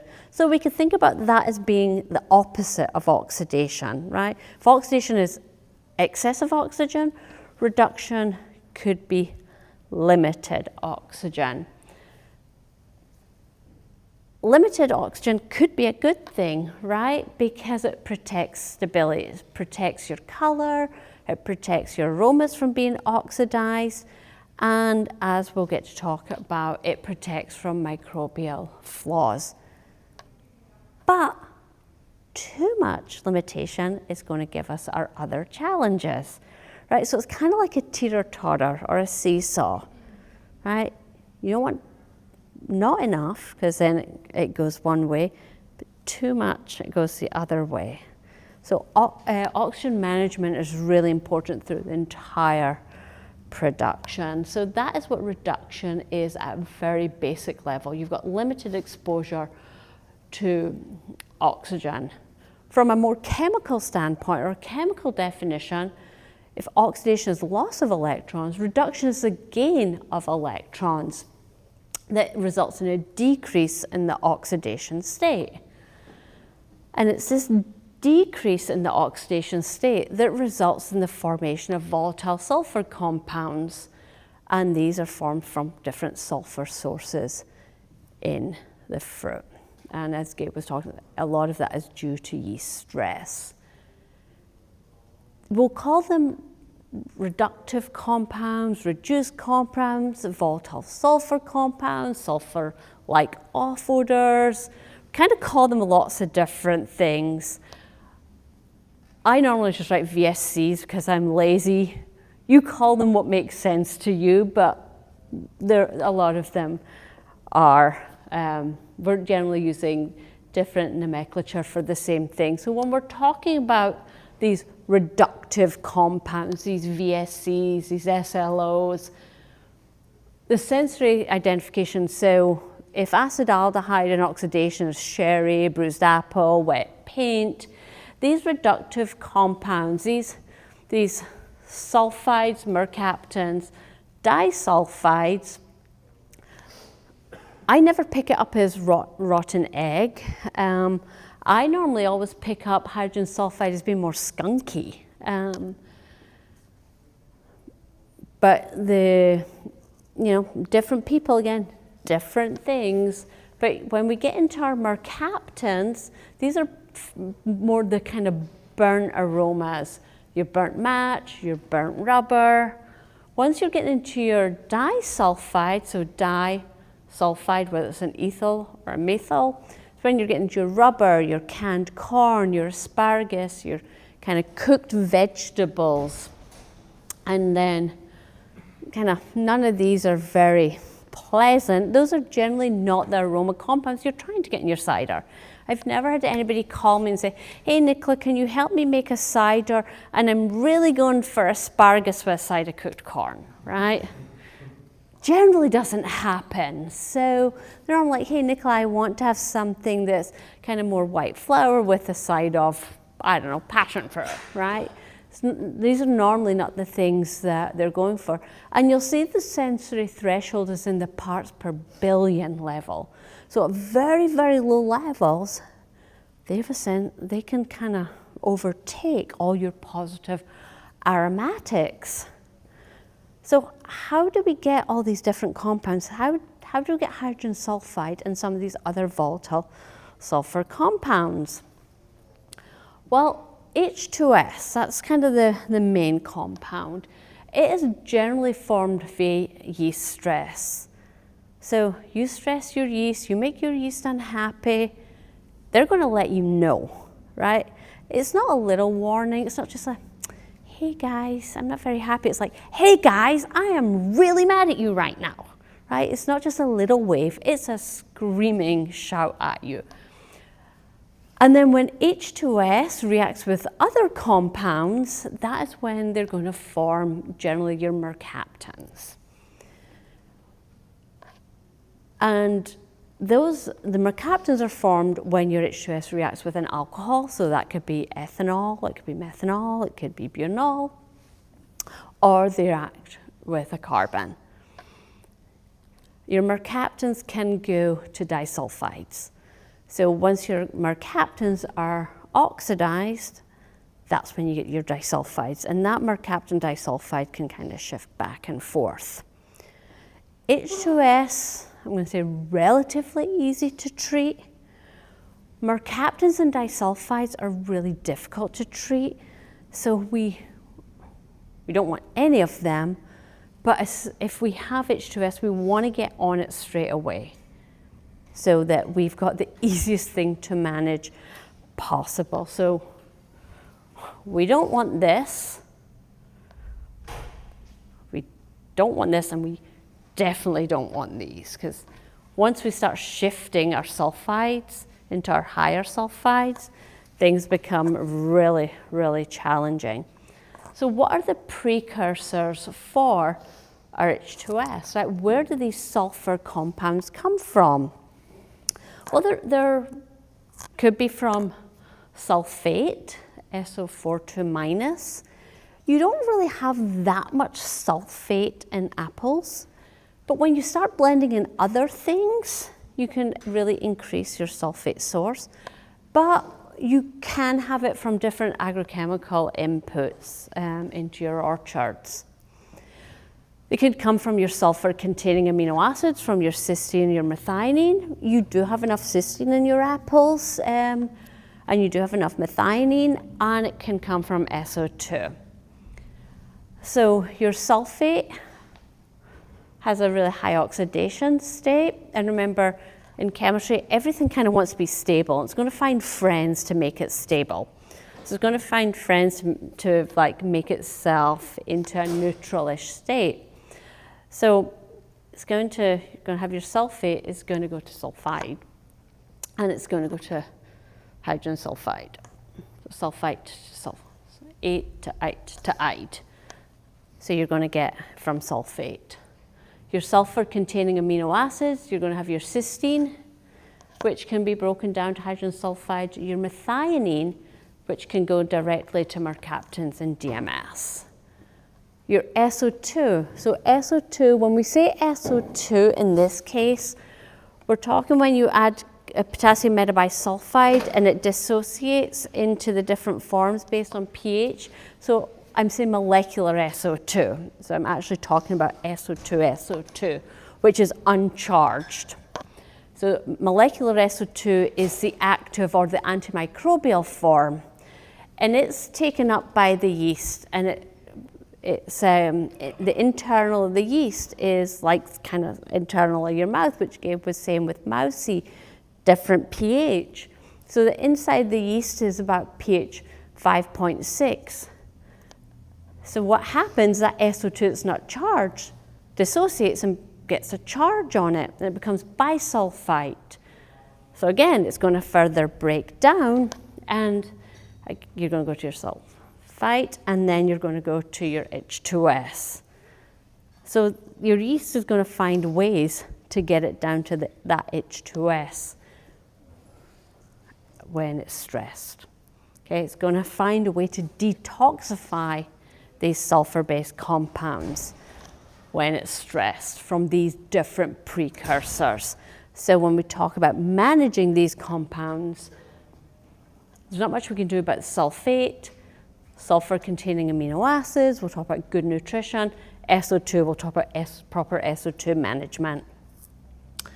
Okay, so these impactful factors. So your juice and pre-ferm practices, how do we positively impact those so they don't go to H2S? Okay, well, if you have high SO2 or other precursors, what does that mean? That can go to H2S, right? So we want to minimize our beginning SO2 levels. You'll see in a few slides, I'll tell you that if you add more than 80 parts SO2, that can go to H2S. So we want to have our SO2 add based on the health of your fruit, health of your juice, and your pH. Your clarification level, right? You need some yeast. You need some yeast for your solids to stay up. You need some solids for your yeast to stay in suspension, right? So if and again, this is a teeter-totter. So when the juice is too clear, the yeast don't have all their solids that act like little life rafts to keep them in suspension. They get stressed out. Stressed yeast or unhappy yeast.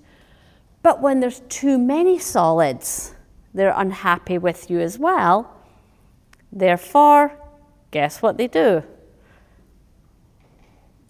They get stressed.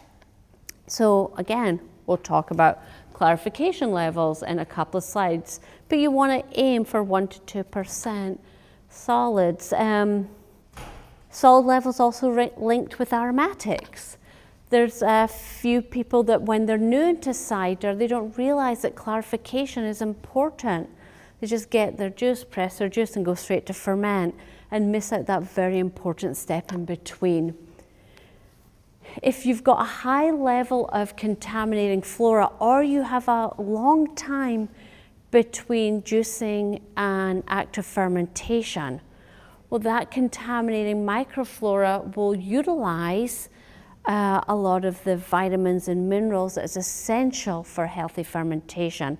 If you don't have all those vitamins and minerals there, particularly your thiamine, your calcium pantothenate, which are essential to help the yeast break down the sulfur compounds to their end point, the yeast will stop at H2S, and that will be kicked out of the cell.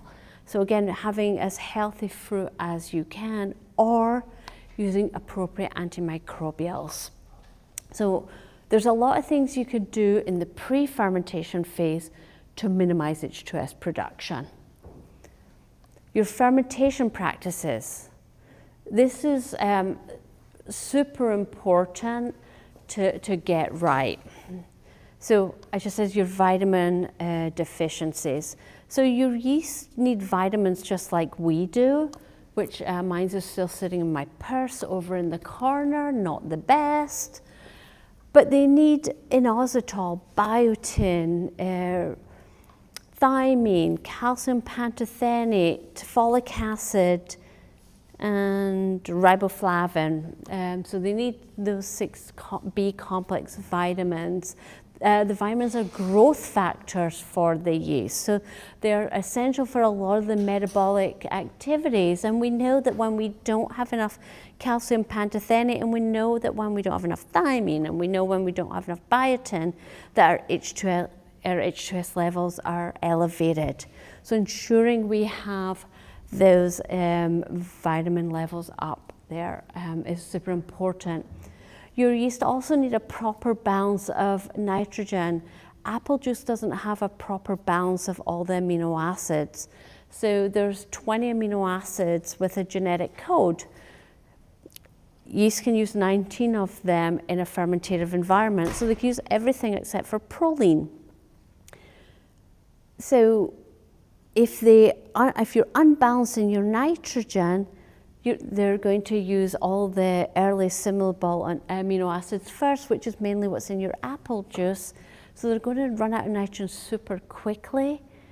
And so even if you're running your yarn, they're going to like, thanks so very much. I used all those within the first 2 to 3 bricks, or the first 20 to 30% sugar, and now I'm starved, right? So making sure that you are looking at your yarn and have a proper feeding schedule is so important.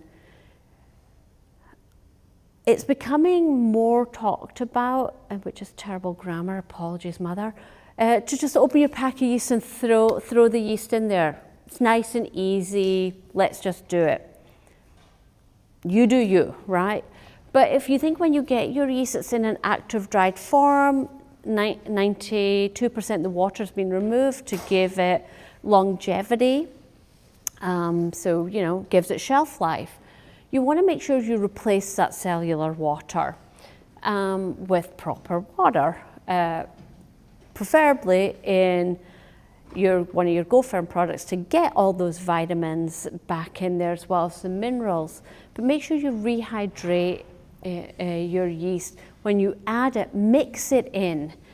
When people like to add their yeast just right in the top corner, and they're like, oh, but it's self-mixing. And I'm like, no, it's not. And I recently explained it to somebody. I'm like, well, it's like your yeast. It's kind of, you stick it on the top corner. It's like that beautiful apartment complex, which I've been admiring the rooftop garden over there. I don't know, say 500 people can live in it, right? Throughout the entire apartment block, there's enough different resources for 500 people, right? Say if there was 500 people all living on that top roof garden, would they all fit? Is there enough resources right on the top for all 500 people? How long until somebody got thrown off, right? So, but there's enough resources on every single floor for them all. So it's the same as your yeast in the tank.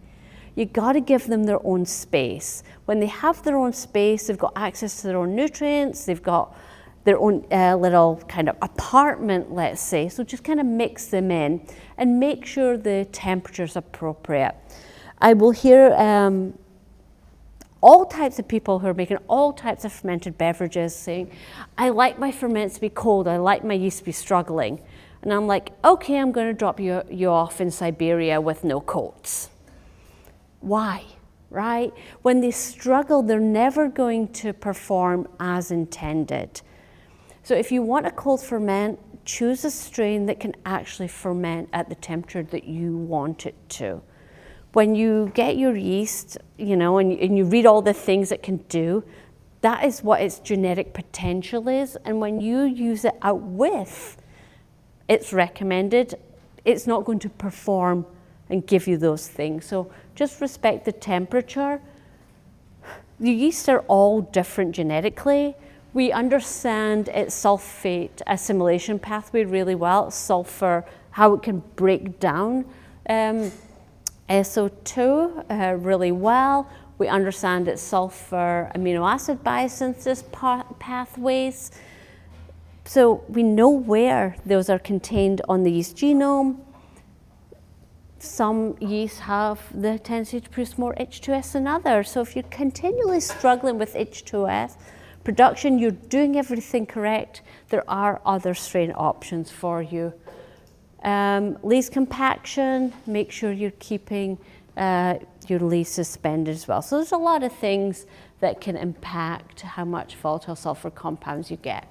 So are they ever positive? Yeah. Is there a certain phase in the yeast, like, that you would recommend where mixing is more important? You know, like, is it prior to logarithmic growth? Is it during stagnation? You know, like, So if you had to choose, it'd be at the beginning of ferm and at the end of ferm. So during fermentation, it will kind of mix because CO2 generation, but it depends on the size and shape of your tank. If you're in a tall, skinny tank, you should constantly mix, at least once a day. If you're in a short, fat tank with the convection currents, it should mix during fermentation. If you're not mixing at all, it takes about 7 days for the metabolites to be the same at the top of the tank and the bottom of the tank. Mixing's your friend. Cheap and easy. So are volatile sulfur compounds ever positive? If somebody can prove to me that you do get thiols in apples, we'll say yes. You can definitely get ciders that taste of passion fruit, of guava, which can be thiols, but I can't find any actual research papers that say that. So there are sulfur compounds that are positive, but generally ones I'm discussing are negative. So I would say at this point, no, we don't want rotten eggs. So again, prevention. Limit your SO2 additions to less than 80 ppm. Manage your clarification levels. Less than 120 NTUs, 1 to 2% solids will give you nice fruity flavors. Proper yeast handling, rehydrate, attemperate and mix. If you don't have proper hot water, if you don't have 100-degree water, then look at using GoFerm Sterile Flash that allows you to rehydrate your yeast at 65 degrees. Appropriate yeast nutrition. Make sure you get your vitamins and minerals in there with your rehydration nutrients. Make sure you're looking at your nitrogen, having a good balance. And make sure you're managing temperature, mixing, and take care with aeration. And this is why I always mention take care with aeration. Yes, ma'am? So just one quick, you said if you don't have access to hot water, you could use GoFerm Sterile Flash. So that's the new rehydration nutrient. It's microagglomerated and it's very, very high in sterols. So it allows you to bypass hot water rehydration. Pretty cool. Yeah. So this is why I'm fearful of splash racking when you have sulfides. So you've got sulfides, you've got your methyl mercaptan, you add oxygen. Remember, it's an excess of oxygen. You get your disulfides. Well, if you look at your threshold, 1.5 ppb, with your methyl mercaptan, which is your burnt match, rotten cabbage, your threshold for your DMDS is 10 ppb. So what you can do is turn it from something you can smell to something that you can't smell. So it may very well still be there, just you can't smell it. And once it reduces back, it can show its ugly face again. So I'm always a little bit wary with splash racking. So I always just like to mention that. Okay. Timing at H2S formation real quick. If you see it early during fermentation, it's generally a nutrient shortage. If you see it late ferm, it's generally through just super stressed yeast, super stressed ferments. You've had it too cold. You've not been mixing your ferments. Post-ferm, your yeast are all compacted into your lees. Once they're more than 1 mil in your lees, then they're getting stressed out. If you see it in the packaging, I really don't think anybody goes to pack with knowing they've got sulfides. And I think that's when they've oxidized it and it's reduced back in the package. So that's kind of when I see. That would be your kind of shorthand. So remember, your mercaptans and higher sulfides are going to appear after H2S. And that's when you'll generally see them from mid-ferm onwards. You generally don't see them late. So prevention, post-ferm, get off your gross lees and try to keep stirring your lees and have good racking practices, because you don't want your yeast trapped in those lees. Trapped lees are going to be stinky lees. And what you treat with depends on when you're seeing the volatile sulfur compounds. So early, again, correct nutrients, making sure your vitamins are there. I don't understand why, but your tarotannins, your FG Blanc can work to bind reduction. We use tirage tannins when we go to method champenois. Keep your yeast in suspension. Late fermentation, you can look at your regulus, which is your yeast with copper on the cell wall. Post-fermentation, include your tannins, your copper, your bentonite, your regulus, your NOx, which I forgot about again, because apparently, you know, it's not forefront, don't tell Lee, and your racking. So there's a lot of things you could look at. And then microbial flaws. Then I'll go through this and then I'll hand to Nate. So microbial dynamics starts in the orchard, right? And the microbiology is going to be heavily influenced by the environment and the environmental factor. So the variety that you're growing, the climate, the agricultural practices, the actual apple chemistry, and your inputs. Your inputs have a huge impact on the microbiology. But what we really see is what changes from pre-ferm on. That's what has the biggest impact on the microbiology. So pre-fermentation, that's when we see the non-Saccharomyces really taken off, and then that will kind of die down once fermentation starts and your Saccharomyces taking over. Your acetic acid bacteria, we start to see that pre-fermentation, it dies off during fermentation and it can take off again post-ferm. Your lactic acid bacteria is kind of pretty low during the early stages of fermentation. During a struggling fermentation, it can kind of start to take off, and uncontrolled, it can play a role again during this aging and storing. So your goal is to really get into this active para-alcoholic fermentation as quickly as you can. If you choose to go through a malolactic fermentation, which some people said that they do, and past this stage, you want to make sure that these organisms are in control so that you're not encountering any flaws. So in the fruit phase, what organisms? I just said it's a lot of the non-sac. These are your oxidative organisms. These non or very mildly fermentative organisms. So we'd say collectively they're non-Saccharomyces. If we're talking about the genus that are there, it's the Hansenísporas, Candidas, Lactantias, blah, blah. But we can also find Brettanomyces in the fruit phase, especially on damaged fruit. And we can find the acetic acid bacteria as well, both Acidobacter, Gluconiobacter. How do we control those? Well, generally through diligent antimicrobial agent use. We're generally going to use SO2. So again, SO2 is antimicrobial and it's antioxidant, which is kind of why it's been our very traditional product to use. But again, you've got to be diligent because it is linked to H2S production. Cellular hygiene is so important.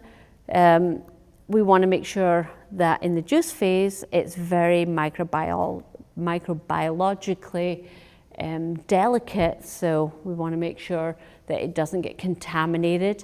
And a lot of the newer tools are really interesting in the pre-ferm phase, kind of the chitosans, the antimicrobial specific chitosans, not the antioxidant chitosans. They're very different in their formulation. And some of our non-SACI, so I mentioned Initia as an antioxidant because it scavenges oxygen and metal ions, but it also takes over the ecological niche, which is why it can work as an antimicrobial agent. And the fruit phase organisms require a lot of oxygen, so you want to try and get onto fermentation as quickly as you can. Because a lot of the flaws, or the major flaw I think is yeast-based at this time. It's generally the ethyl acetate. So that's kind of what we see mainly at this point, or that would be the majority. Fermentation phase, what is generally conducting the fermentation is Saccharomyces species. But we can also use Torulaspora delbrueckii to conduct the fermentation. Torula can go 6 to 8% alcohol, so that's something new to play with to ferment to dryness if you're going to kind of that alcohol level. And bacteria, lactic acid bacteria, depends if you want to see it there or not. Our microbial control options, well, we want to have good fermentation practices, right? So our ferments don't stick. To control our bacteria, generally, as I said, our lactic acid or gram-positive bacteria. So again, we're looking at our chitosans. Generally, our alines are bacillus, our lysozyme. Again, you can add a little bit of SO2 during an active ferment. When I say a little bit, it's 10 to 20 parts. pH dependent, doesn't impact our yeast. Our microbial flaws that we'll generally see during ferment is going to be diacetyl lactic acid, and if you let it go too far, can also be acetic acid. Did you say you could add SO2 during a fermentation? You 10 to 20 parts, pH dependent. If you see your VA number creeping and your malic dropping because of bacteria, it doesn't impact your yeast as long as your yeast is pretty strong. Yeah. I thought that caused, what's the nail polish thing? Ethyl acetate. SO2, no. Yeah, just a tab.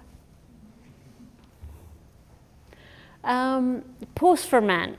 This is where we really focus on our microbial dynamics, because a lot of people think, well, I'm safe. I've got rid of my fructose, right? I'm good. This is where all the funky things happen. Super funky. The higher the pH, the higher the risk.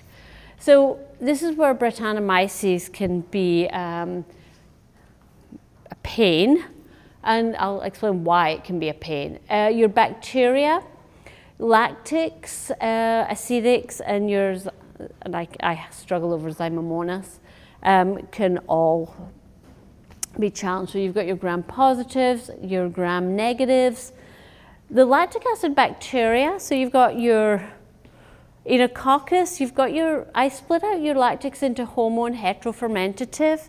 So that is ones that can produce VA from sugar or not VA from sugar. So if it's homofermentative, it cannot, versus heterofermentative that can.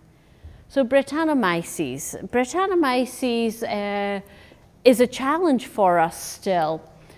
There's 4 major genetic groups of Brettanomyces, and they correlate with their ability to produce volatile phenols, so the 4EP, 4EG, with its ecological niche, so where we find them. Are they found in the biofuel environment, in the winery, the brewery, or the cidery? You guys are in your own ecological niche. I'm sure you really don't want to be in this case. And they're SO2 resistance. We will, as I said, find them in the orchard, specifically on damaged fruit. They are present in really low levels though. And we do need microbiological, molecular microtools to detect it, because they can go into what we call a viable but non-culturable state. And so when we plate them, they don't show up on plating. It's like they go into a comatose state, and we're not going to be able to pick them up. But through genetic tools, we could pick them up because their DNA is still there. But generally, we're going to pick them up through the maturation phase in the cidery. And because some strains confer this SO2 resistance, that's why we need to look for new tools. This has been a big research part of academia in the past few years, because some strains of Brett are diploid, some are triploid, and they're thinking that could be related to the SO2 resistance. But SO2 can transfer over the yeast cell wall membrane, because as I said, molecular SO2, which is your antimicrobial fraction, is not charged, and the Bretts that are resistant, like, hey, thanks very much, and just kicks it back out. We're like, well, that didn't do much work. So because when we look genetically, we're like, oh, you have Brettanomyces bruxellensis, and we're no further, right? That's all we know. And the challenge is, and we can't see our little arrow here, but this is our Brettanomyces sensory wheel. So when we look, we know genetically we have Brettanomyces, or we might know down the microscope we have Brettanomyces, but we don't know who we have. We don't know what strain. And some strains are beautiful, they're fruity and floral. Some could be woody and spicy, other earthy, savory. Then you get to the animal and rotten putrid. And that's where you're taking the gamble. So that's where you need to assume the risk. If you're going to call us and you're going to say, I have Brett, what do I do? As microbiologists, we're going to say, well, that is a spoilage organism. But if you so happen to have an in-house strain that produces, I don't know, violet, and you love it, that's fantastic. If you have something that produces tropical fruit, good on you, right? But if you have a neighbor down the street that has Brett and it's fecal, we're talking the same organism, right? This is where strains are really important to understand. So again, Brettanomyces is difficult, which is why we're always going to talk about it as being a spoilage organism until we understand it better at a strain level. So early detection and control is the key. So we're going to detect it genetically. So we have to manage it in the cellar through temperature, pH, hygiene, and O2. It's quite easy to manage. It's as if you manage your O2s and you manage your temperatures, you can kind of keep it at bay, because it does like to be in an oxygen environment.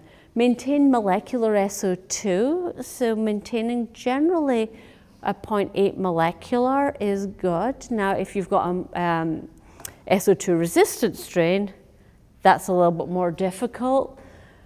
You need to do your monthly analysis. So VA, most strains of Brett will produce acetic acid, but most spoilage organisms produce VA, which is why we want to be measuring it. Make sure your SO2s are in check, and your newer chitosans can be used to inhibit Brett. Treating it, your chitosans, your Velcro infiltration, if you have negative sensory, then that's when you're looking at reverse osmosis to remove the most offending phenolic compounds. But bacteria, this is kind of what freaks me out most. I haven't heard this so much in the cider industry, but I hear it in the wine industry a lot. People will get their scorpions and they'll send it to me and they'll be like, hey Nichola, can you look at my Brett numbers? And I'm like, oh, your Brett's good, but look at your lactobacillus. And they're like, oh, I don't care about that. I'm like, okay, I will freak out for you. Because their lactobacillus numbers, their lactobacillus casei can be off the roof. Their kunkiae can be like down the road and round the corner. So they've got some really huge bacteria numbers, but we've just been trained to think Brett is the only bad guy in our wine. You guys are been thinking, oh, the only bad thing in my cider could be Brett. And it, unfortunately, we're not seeing the true extent on this projector. But you have got so many different potential sources in your cider that, given the opportunity, can lead to spoilage. So for spoilage to occur, you need to have the substrate there. So in this case, we can have ethanol, we can have glycerol, we could have fructose, we could have citric acid, we could have pyruvate, we could have amino acids, malic acid, what have you, right? So just because you've got no fructose left doesn't mean to say you don't have other things. So you've got to have the substrate there. You have to have the organism there, and you have to have the conditions conducive to growth for that organism. So if you have those things there, you have the potential for spoilage. So if you take away their ability to grow and metabolize, it's okay if you have the substrates there. Because Enococcus, given the substrates, given the conditions conducive to growth, given their genetic ability, can produce biogenic amines, things like histamine, putrescine, cadaverine, tyramine. You know, I mean, cadaverine just sounds great, right? Putrescine just sounds great.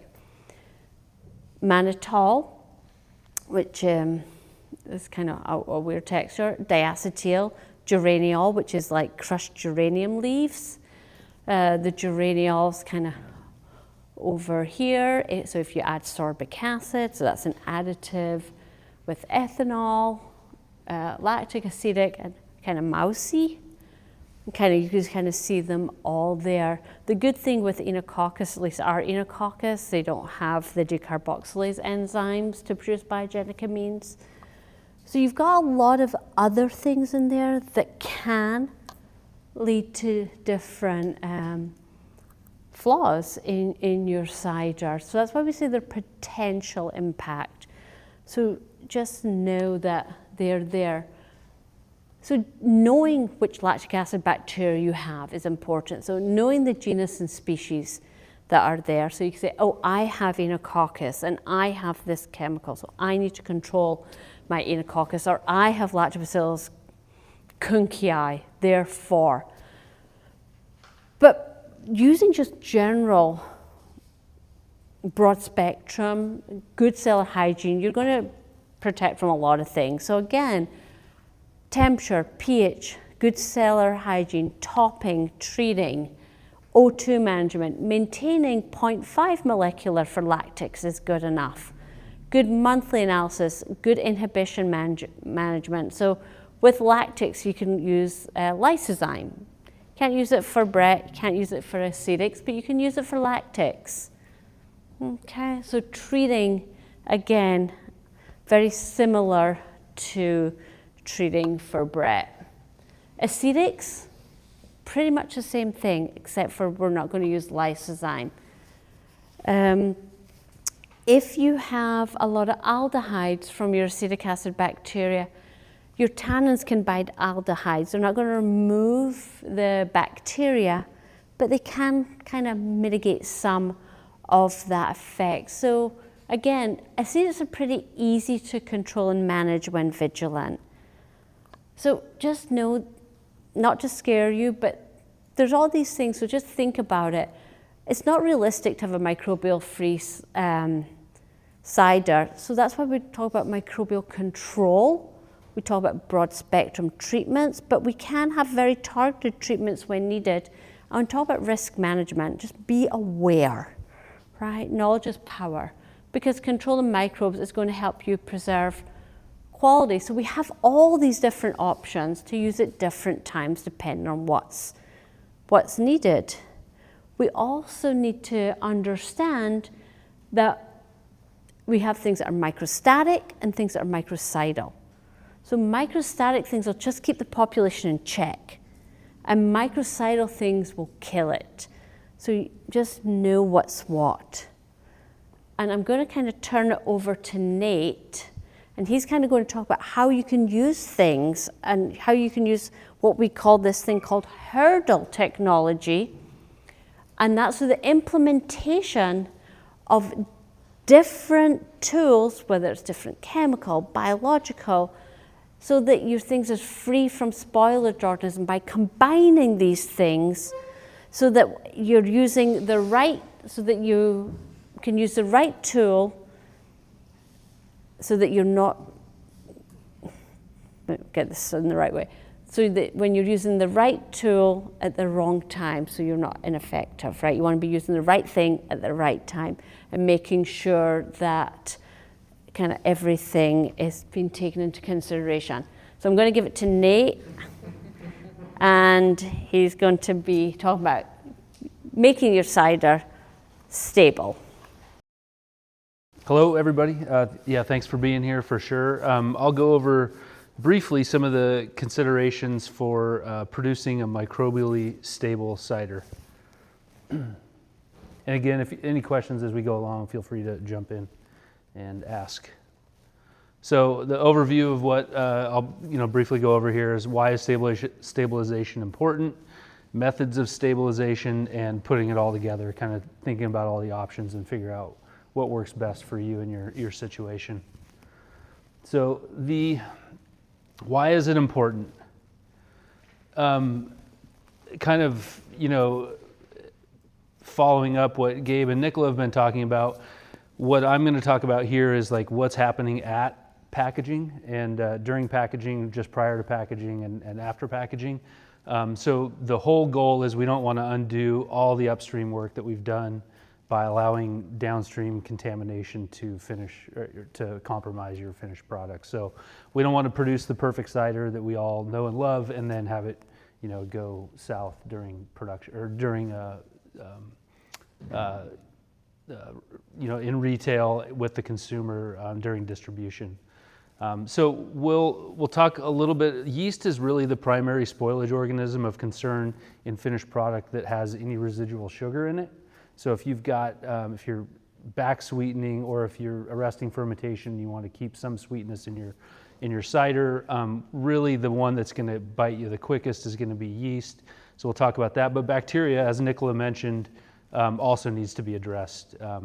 There are, certain bacteria that might consume acids, ethanol, things like that could cause you trouble. But really, the one, the issue that most people have if they've got residual sugar is that they're going to be concerned about post-packaging fermentation and exploding cans, which we all want to avoid. And we may need to consider using multiple microbial hurdles used in tandem to achieve stability. So oftentimes one hurdle is not enough, so we might want to combine multiple hurdles depending on your process, the profile of your cider, what your goals are. And the whole reason is because product recalls and market withdrawals are very expensive to financially and for the brand. So what we will put in a package, we want it to be consistent and stay the same up until the point where your customer is enjoying it. Now we'll look at methods of stabilization. I feel like there's not a huge list of ways that we can stabilize a cider. There's not a lot of paths. These are, real briefly what we have available to us. So we've got filtration, physical separation, flash pasteurization, or HTST, high temperature, short time pasteurization, the use of persistent preservatives, Velcrin, tunnel pasteurization, batch pasteurization, and cold chain distribution, which I hesitated even putting that one on there, but I'll talk a little bit more about that. But there are some real challenges and risks to that one, but it's viable for some folks. So briefly, I'm not going to go real deep into all these types of filters, but these are some of the filters that you might see in a working cidery. The use of bag filters, centrifuge to separate yeast, sheet filters, lenticular filtration, diatomaceous earth, pressure leaf filters, cartridge filters, or crossflow. Some of these are more common than others. Hopefully at least one or two of those sound familiar to everybody in here.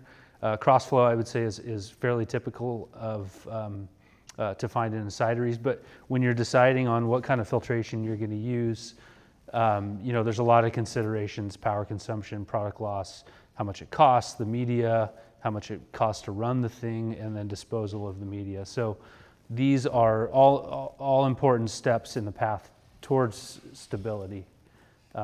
And then here's a kind of a busy slide, but just in case you haven't worked with all those different types of filters, sheet filter, we've got crossflow, DE pressure leaf filter on the top right there, then cartridge filters, lenticular modules and filter housings, bag filters, and then centrifuge. And I'm seeing more and more centrifuges show up in cideries in the past couple of years. But those are some pretty typical separation methods that you might find in a cidery. This, I think, is important to note is, when we talk about filtration, we're utilizing it to achieve two goals. One is product clarity, so we want our cider to look the way that we intend it to look, and then also as a path to product stability. So oftentimes those are not mutually exclusive. One filter is doing two things, so we're achieving clarity, but we're also removing micro and making it a more stable product. In this presentation, I'm talking not so much about clarity, but what that filter does to help us achieve microbial stability. So, and one big note, for most hard ciders, filtration alone is not going to make a shelf-stable product, but proper filtration upstream of packaging will assist in reaching your goals by removing the microbial load and making the lift for other agents downstream a little bit less. So I've seen some bone dry ciders that will utilize sterile filtration and good sanitation practices, and they've got a shelf-stable product. But for the most part, especially if you've got any residual sugar in your product, filtration alone it might work for a batch or two batches, maybe three, but at some point you're going to have some re-fermentation and real trouble. So a filter is a great step to get to where you need to be, but typically not the final step. Some other methods of stabilization. So flash pasteurization, I don't see a ton of these in smaller cideries. They're common in larger cideries.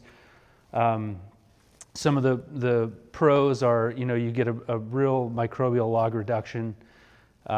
It's typically more, I put it in quotes, gentle than in container pasteurization. You're able to get the product up to temp and back down much quicker than through a tunnel pasteurizer.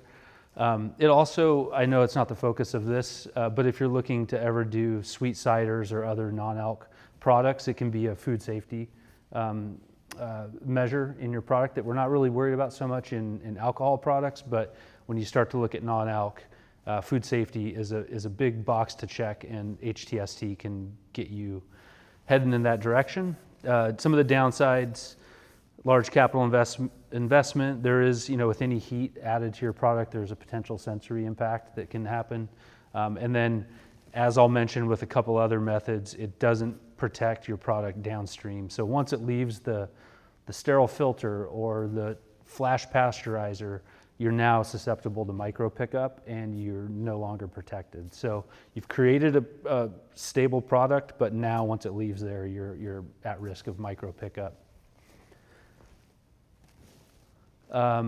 Persistent preservatives, which are obviously utilized in a lot of products, that would include, and not limited, I mean, there are others that aren't on this list, but what's pretty typical is SO2, potassium sorbate, and benzoates, which I don't think are used too much in alcohol products, if at all. But some of the pros that, addresses food quality concerns in high acid beverages, including ciders. It limits the growth of micro during production and after packaging. It's quite inexpensive to use, easy to add.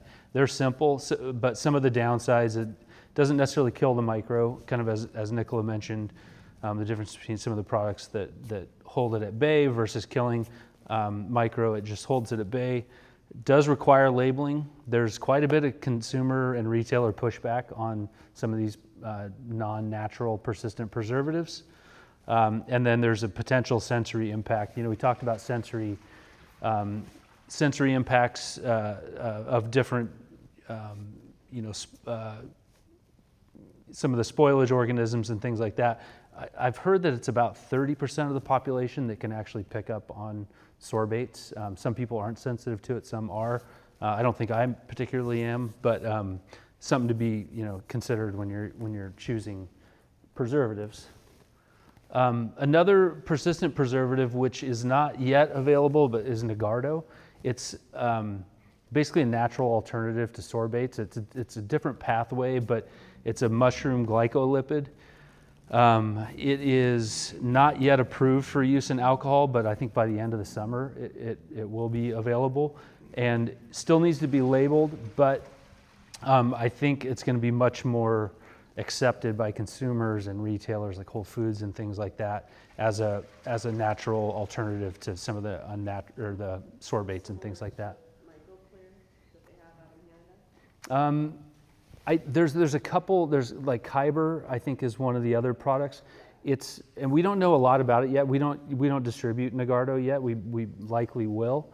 I think the pathway to stability is a little bit different.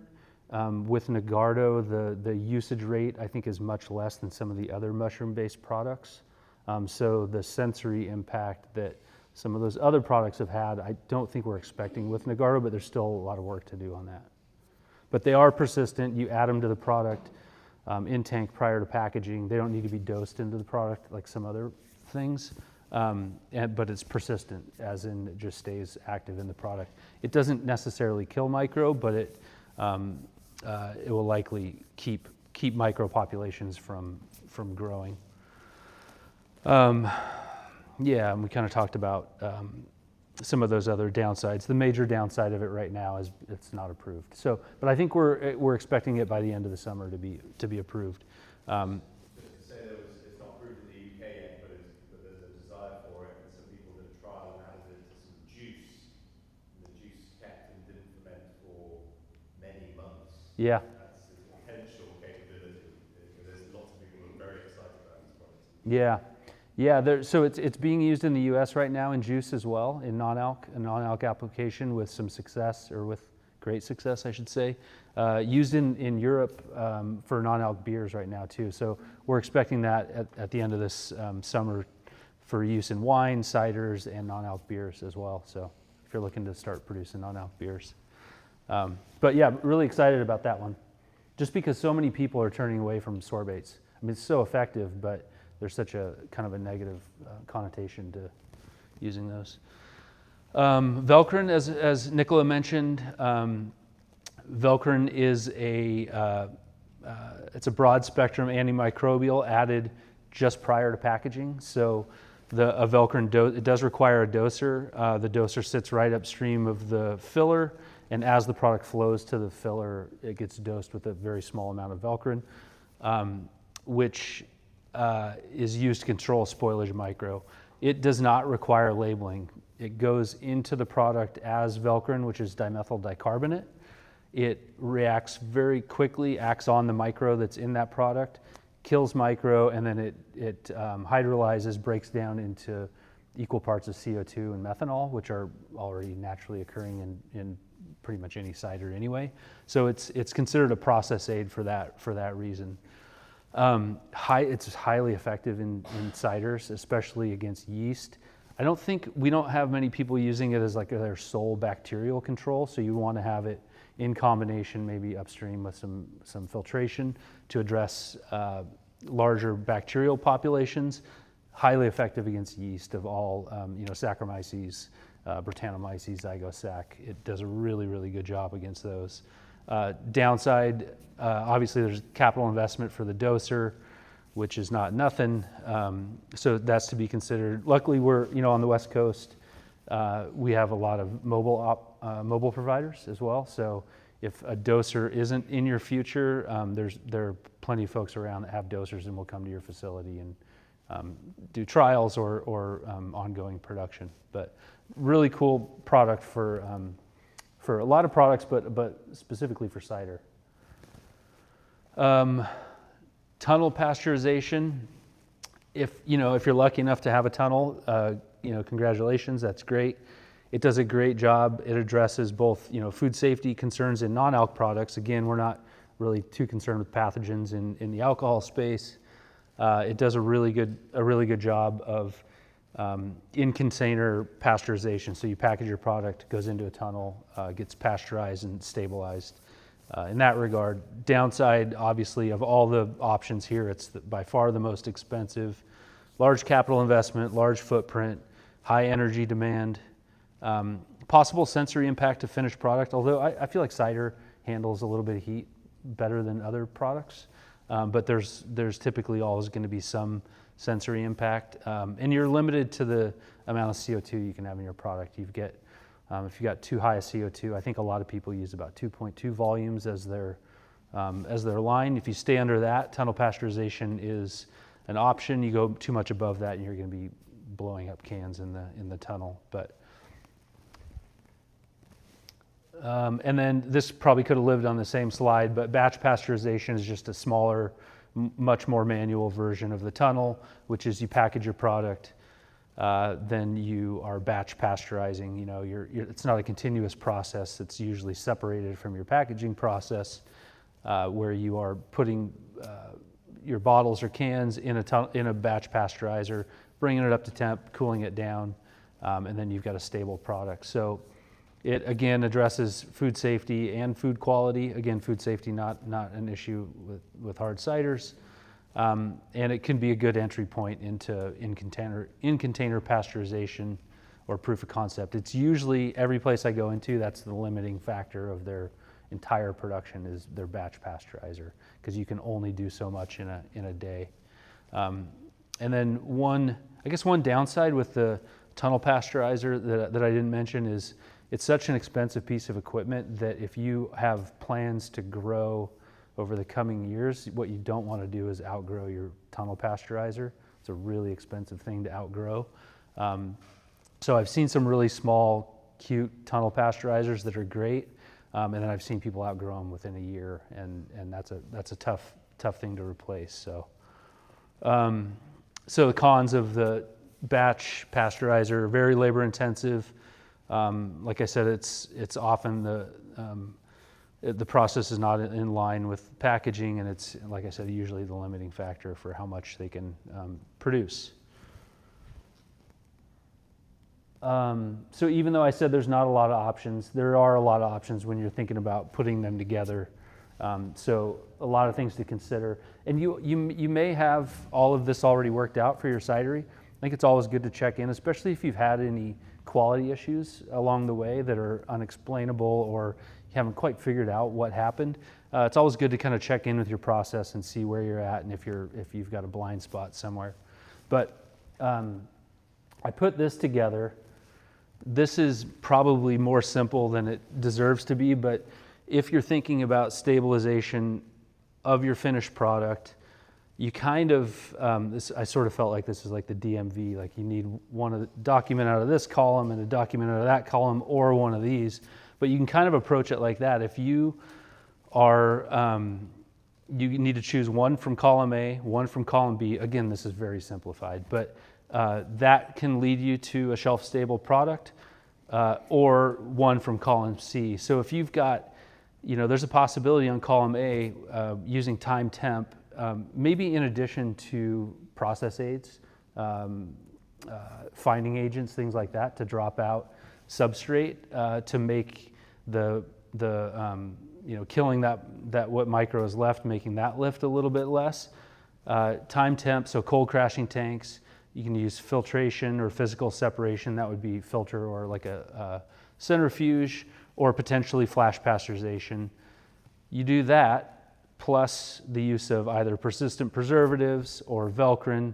And this is my own personal opinion. I put a thumbs down on cold chain distribution, just because I don't know if anybody's doing that or has done that in the past, but I certainly have, and that really, it's very expensive. It limits who you can work with from a distributor standpoint. And as soon as that product leaves your facility, you're at the mercy of whoever's transporting it. And they might tell you they're going to keep it cold all the way, but sometimes that doesn't happen. So you choose one from each column. That's a general path to shelf stability. Or, like I said, if you're in the camp of having a tunnel pasteurizer or batch pasteurizer, that is kind of your end all be all. You wouldn't really ever see the use of a tunnel pasteurizer plus Velcrin, right? It's kind of redundant. You would probably see filtration and the tunnel pasteurizer, but at that point you're using filtration to achieve your clarity goals and not necessarily as a micro hurdle, because you've got the tunnel pasteurizer to fall back on for that micro stability. So again, kind of a simplified sort of map of how to get to shelf stable. And when I say shelf stable, I'm talking about ambient storage and distribution. So. Could you consider filtration down to 0.2 micron with an absolute filter post-crossflow or something, that's not sufficient for stabilization? It is until it leaves that filter, because now you're at risk of micro pickup during the packaging step. And as clean, like I said, you can have success followed by success, followed by success, followed by one yeast that is floating through the air that day in your packaging line, and then you've got a problem. So you added some SO2 as well into the liquid just prior to it going through the filter?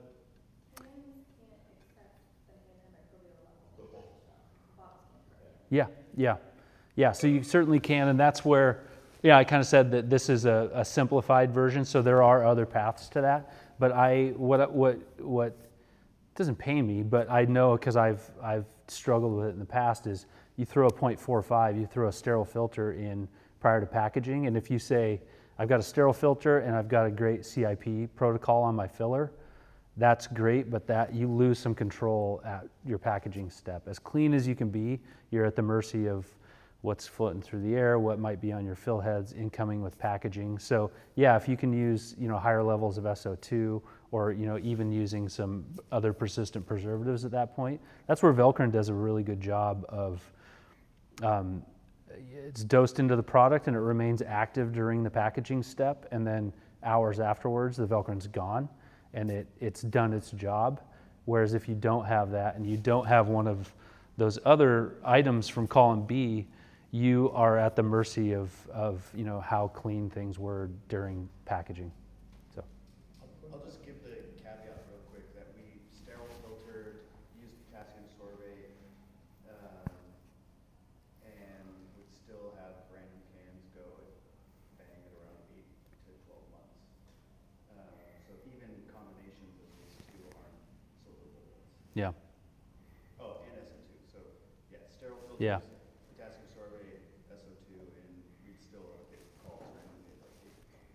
Yeah, and that's why I don't have persistent preservatives or Velcrin or cold chain distribution as standalone. In some cases, you might be able to get by with it, but Velcrin can be overwhelmed. If you throw too much micro at it, it doesn't get the full job done.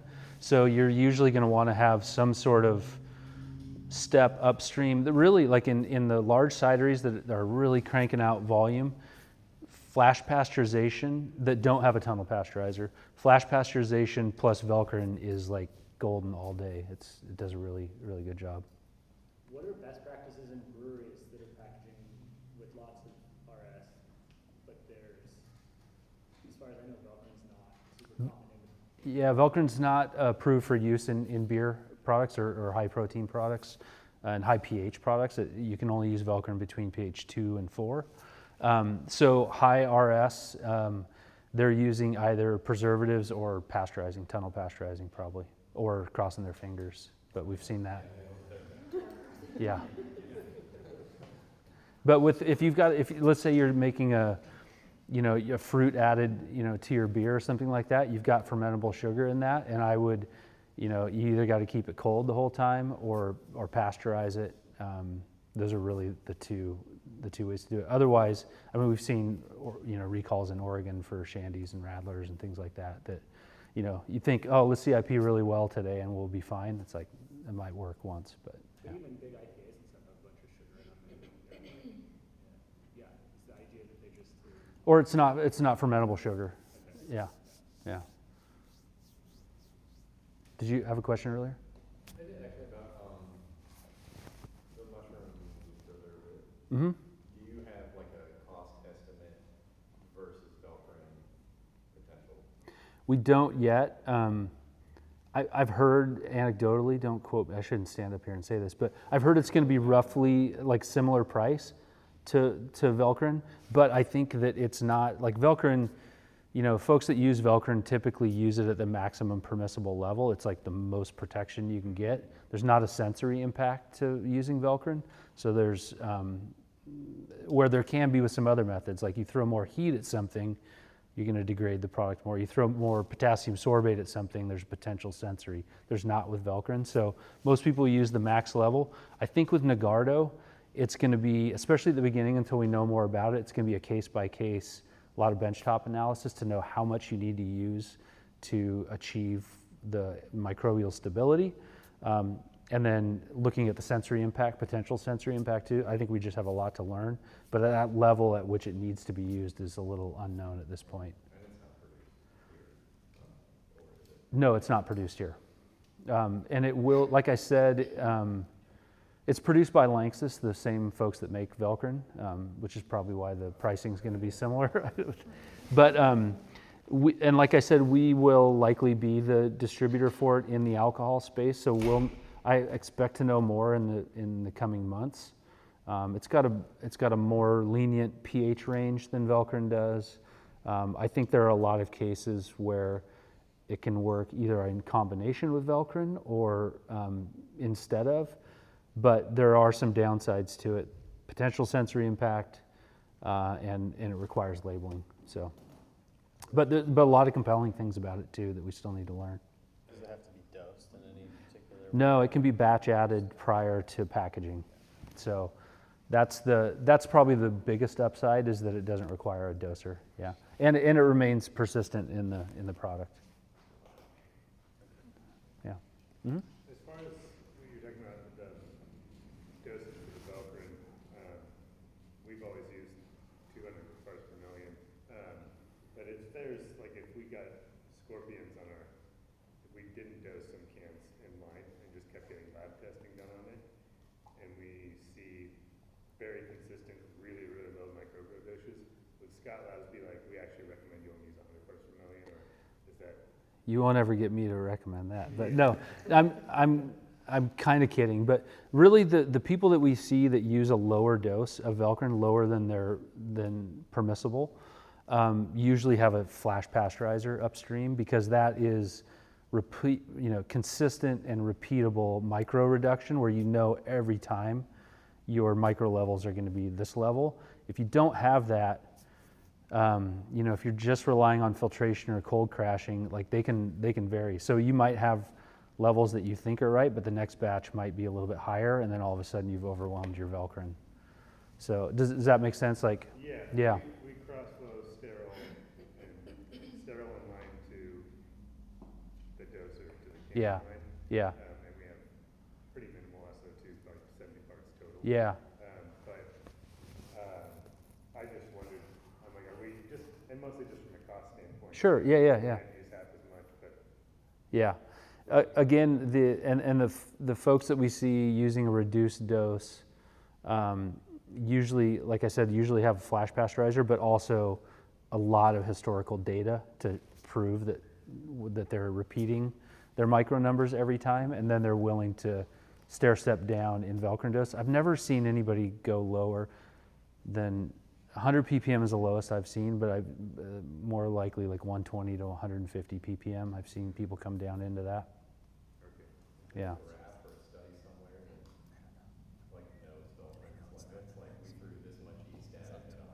Yeah, there are some. It's tough to. I mean, you can certainly use that data. Every product is so different, though, and it's really pH dependent. So you can look at some of that data and kind of figure out where your product comes in. But like I said, Saccharomyces or all yeast, it can handle pretty big numbers of that. But then all of a sudden, if you've got some weird acetobacter that we're not used to dealing with, that might not be taken out by some of those Velcorin doses.